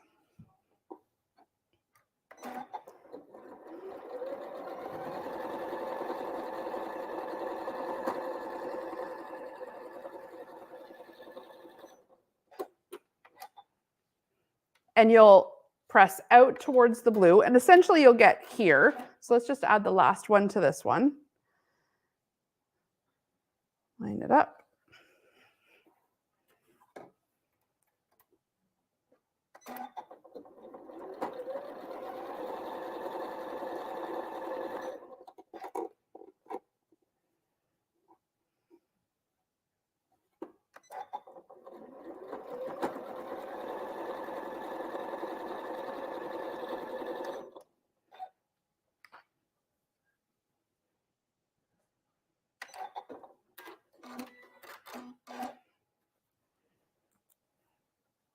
Okay, I'm going to press towards the blue.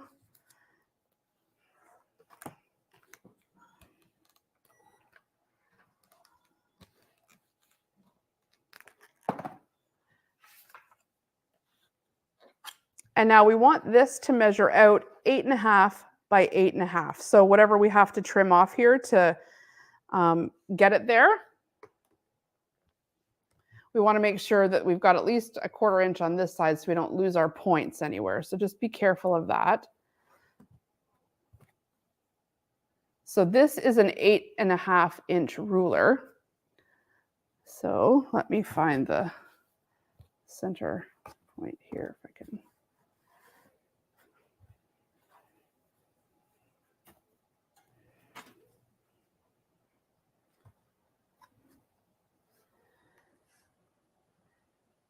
I can go use that diagonal line from end to end.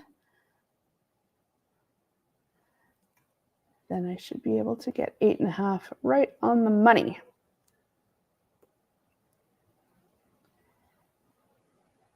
And 1, 2, 3, 1, 2, 3, 4, 5, 6, 7, 8.5. So this line right about there. I need to move this one up a little.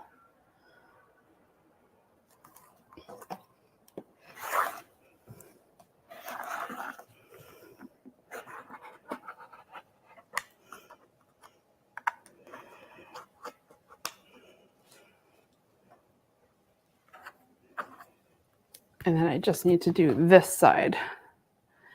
And that's going to be just right square. Little thread there.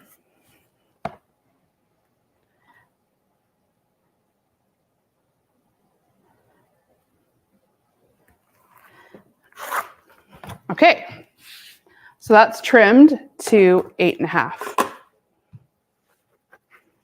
So now we've got all of our pieces and we're ready to assemble the full block. And assembling the full block, the most satisfying part of the entire thing. So I'm going to just move all my little scrap pieces. We may need to use them a bit later on. So let's start by laying out the block. I'm going to clear some space here.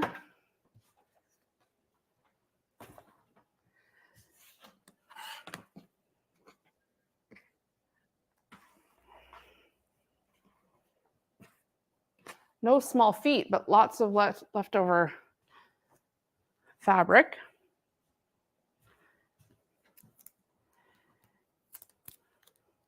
Okay.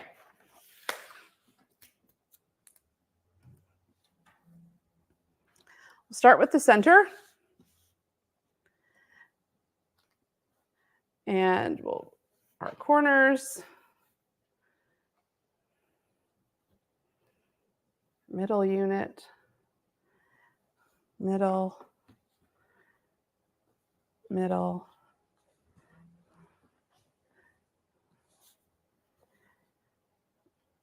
Woohoo!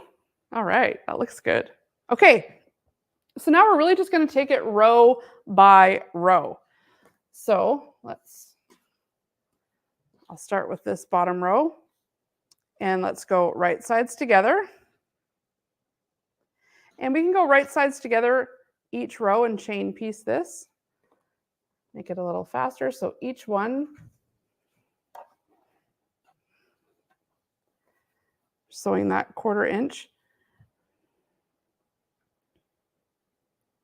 So each one of these, I should actually stop before I do it. I should actually just check that each one of these is measuring 8.5 by 8.5. Since we centered up that center block, we should be making sure these all measure 8.5 by 8.5 also. There may be a little bit of trimming to do. So if I take my ruler, that's 8.5, and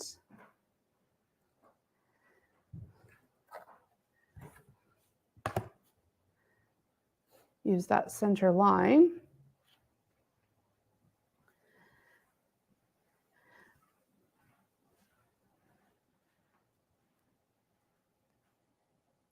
And there we go.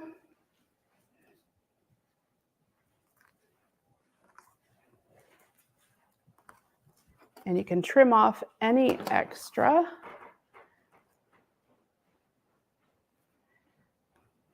Not too much, but it does square it up nicely. And it will make for a nicer finished block if you take the time to trim these.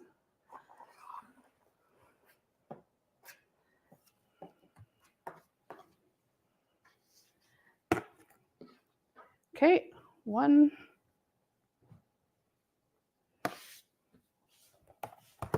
I wish I had just a square, not this long one. But use what you've got.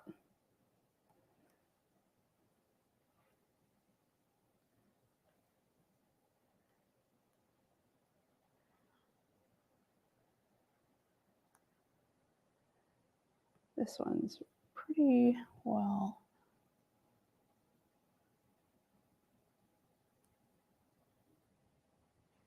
Pretty well right on the money. These ones I've trimmed.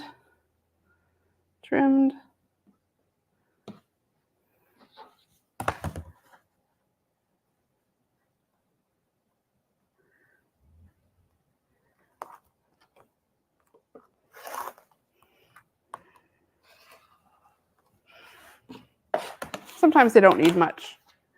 Okay, lay this out again.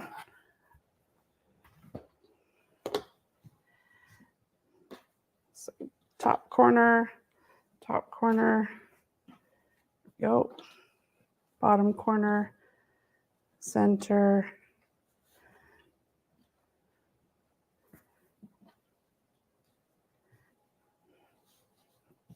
okay, and then right sides together with them trimmed. This is when you really notice when the trimming is done, when you go right sides together like this, everything lines up so nicely. All right, let's chain piece this now.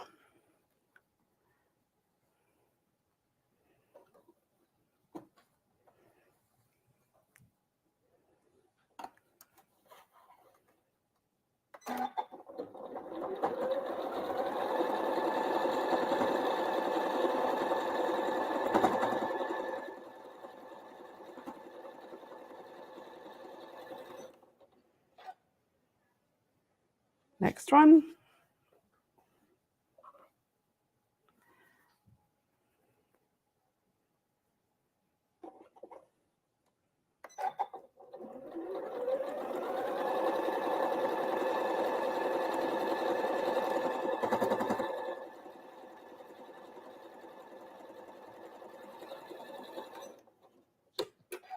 And notice how before I bring them over to the machine, I'm just checking to make sure it's really that side that is getting sewn.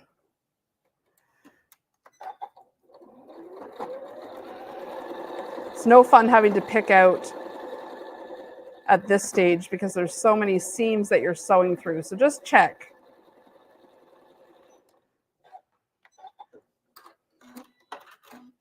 All right, and let's lay this out again. Always lay it out in between, open it up, lay it out.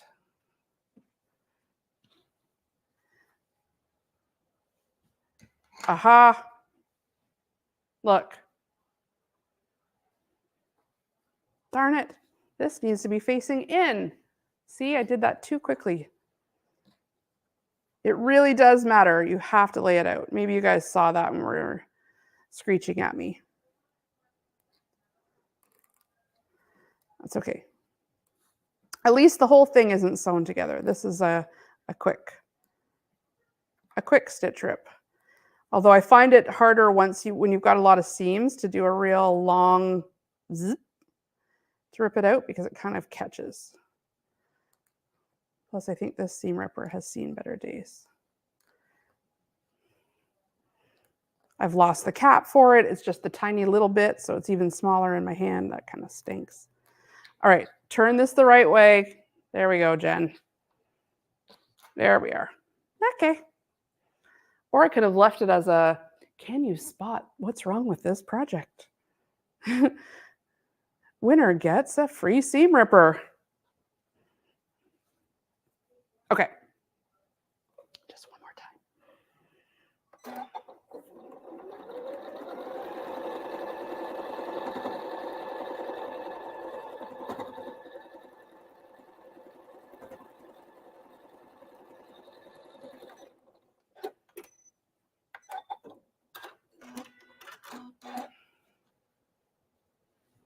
All right, better. Okay, now we're right sides together this way. In fact, okay, here's my trick. I always want to go right sides together on the side that's facing my machine. So that means bringing these two blocks over this way. That way I know I'm sewing on this side because it's closest to my machine. That's just something that helps me, rather than have to turn things around so that you're sewing on the right side of your machine. All right, so here we go.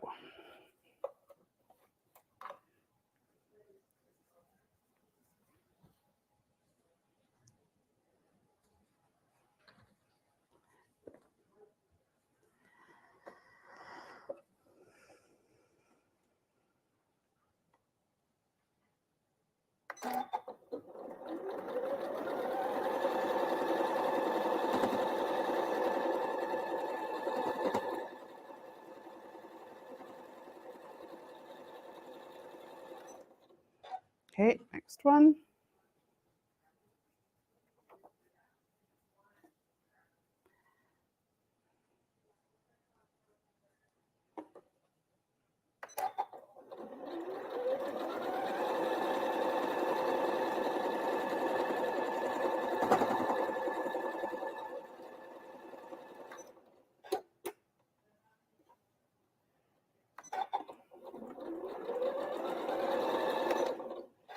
Okay, next one.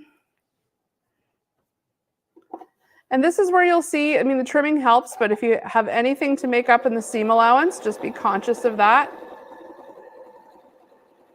Don't flip over your seams as you're going.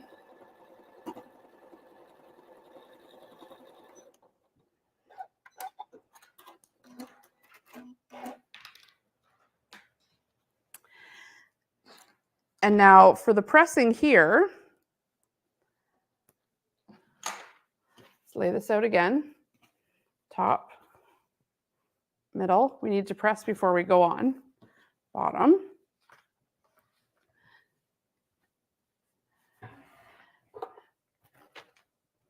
And I think I'm going to do this on the big ironing board. Let me just move this, all my junk out of the way. You guys sew and accumulate as you go. I tend to always be putting things to the side and putting things to the side, and then that's the side I need to work on.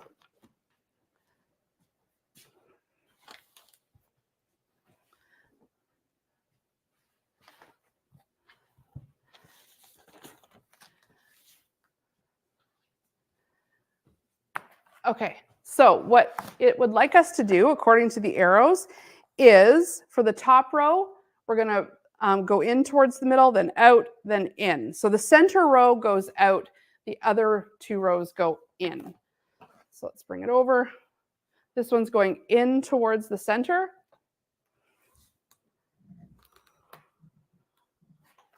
So, Jason, we could probably use this one.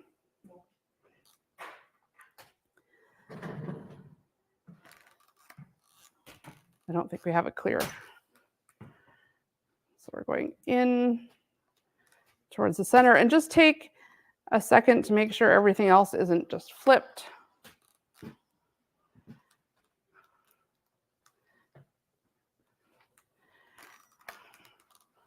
So we'll bring over our next one. This one's the one that's going to go in towards the center. Or sorry, is it? No, out, out, out, out, out. Middle, out, away from the center. So one side goes, yeah, one side goes this way, one side goes the other way.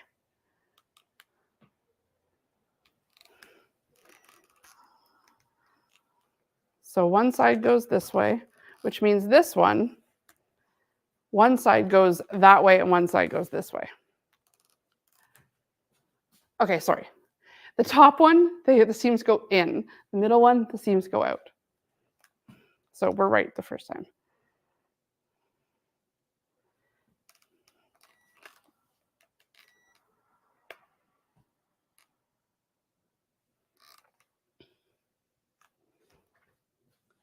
And then the bottom row in towards the center.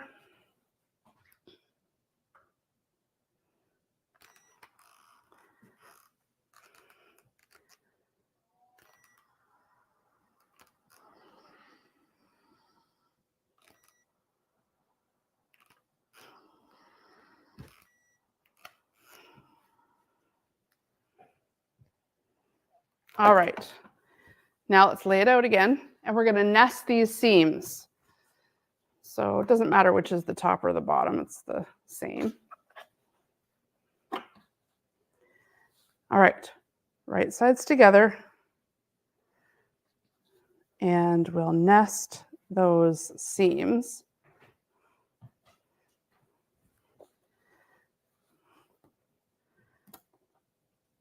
Find it with your finger and your thumb and put a pin right in the middle. So don't worry so much about the ends. We want these points coming together in the middle.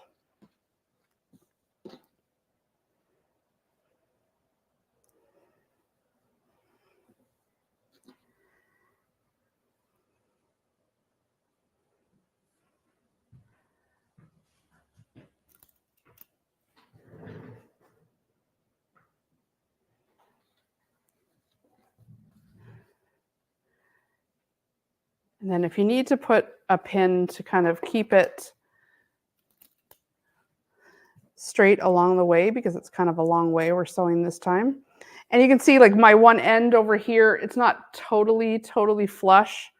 That's okay. It's best that this point be. The finished block measures 24.5 by 24.5, so we can trim it up to size.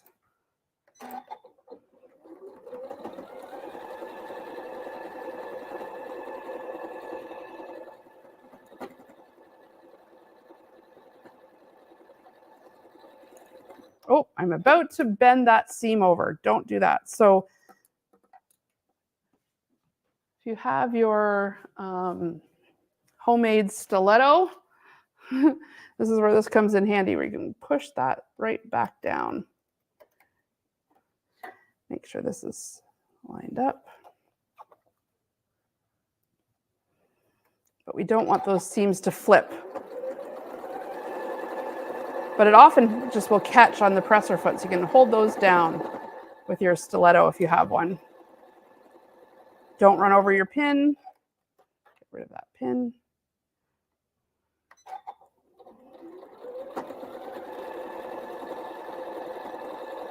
Hold that seam down.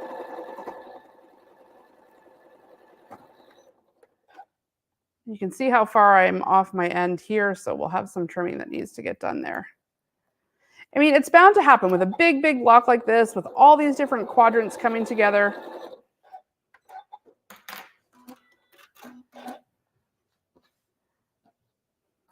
Okay. Almost there, almost there. We'll get that pressed in just a minute. Now we're going to go right sides together here. And we're going to nest these seams. So pin and pin.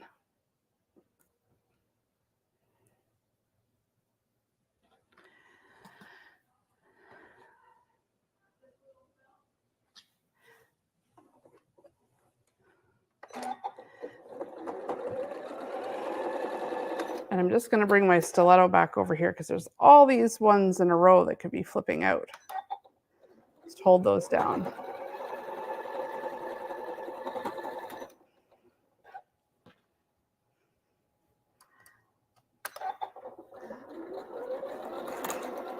Slow down if it's getting away from you.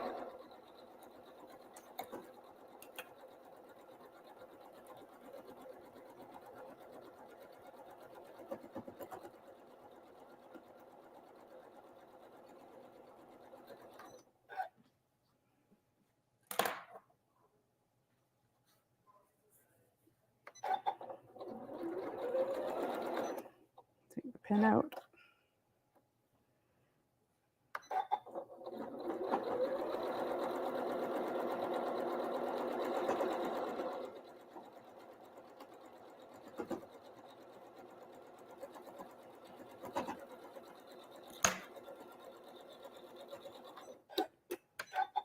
Okay, back to the ironing board. And, oh, I missed a little bit here. I'm just gonna go ahead, we can set up the ironing board. I'm just gonna sew this. Just needed to catch, I can see a little hole. Just check, make sure you don't have any holes. I have a little bit where I needed to catch the seam allowance.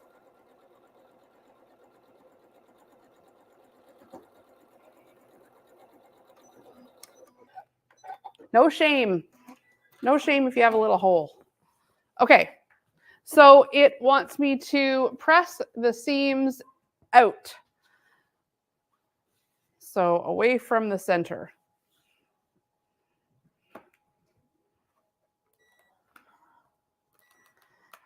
Just careful with all the rest of your seams here.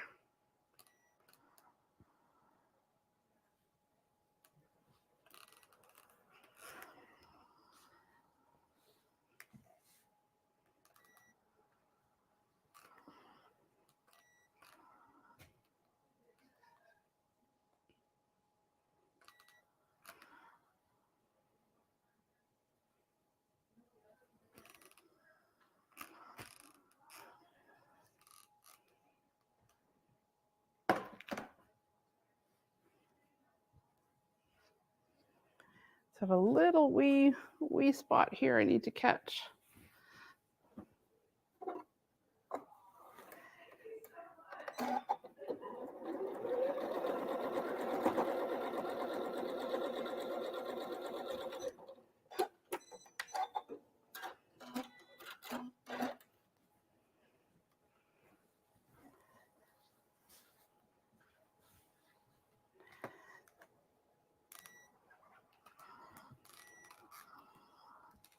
Okay, so clear off lots of space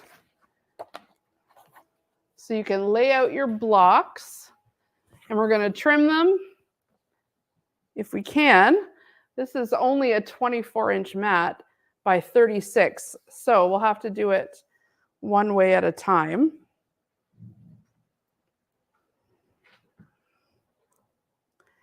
But you can go ahead and trim your block 24.5 by 24.5. So I'm just going to count this over.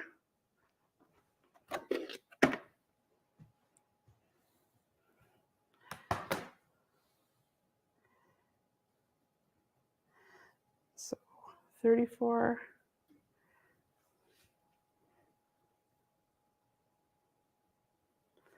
So 10.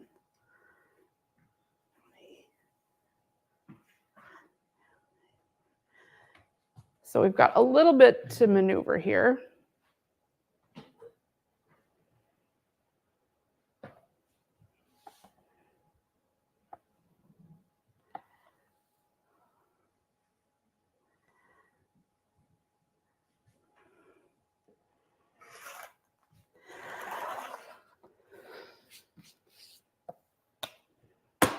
And flip it.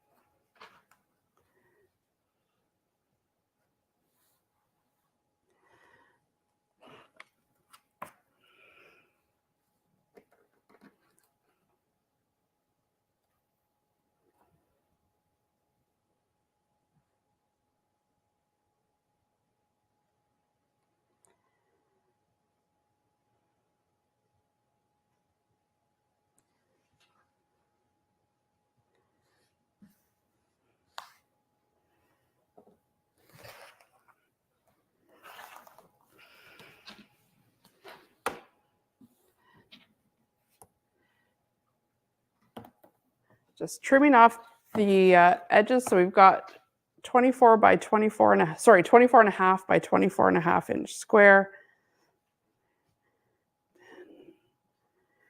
1, 2, 3, 4.5.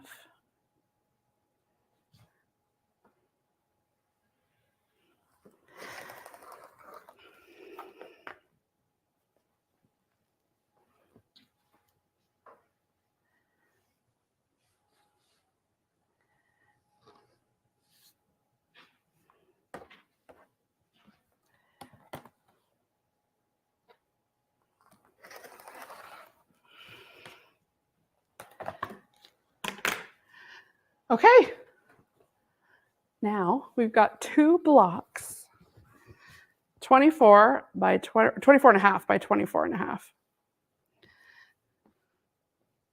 Gorgeous. I love how big they are. That's like such a showstopper. What a great one to start with.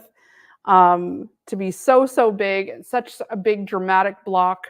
It's really one of the highlights of the quilt, and it's so nice that we got to start here. So I'm going to give this another little press out, make sure it's like all nice and flat.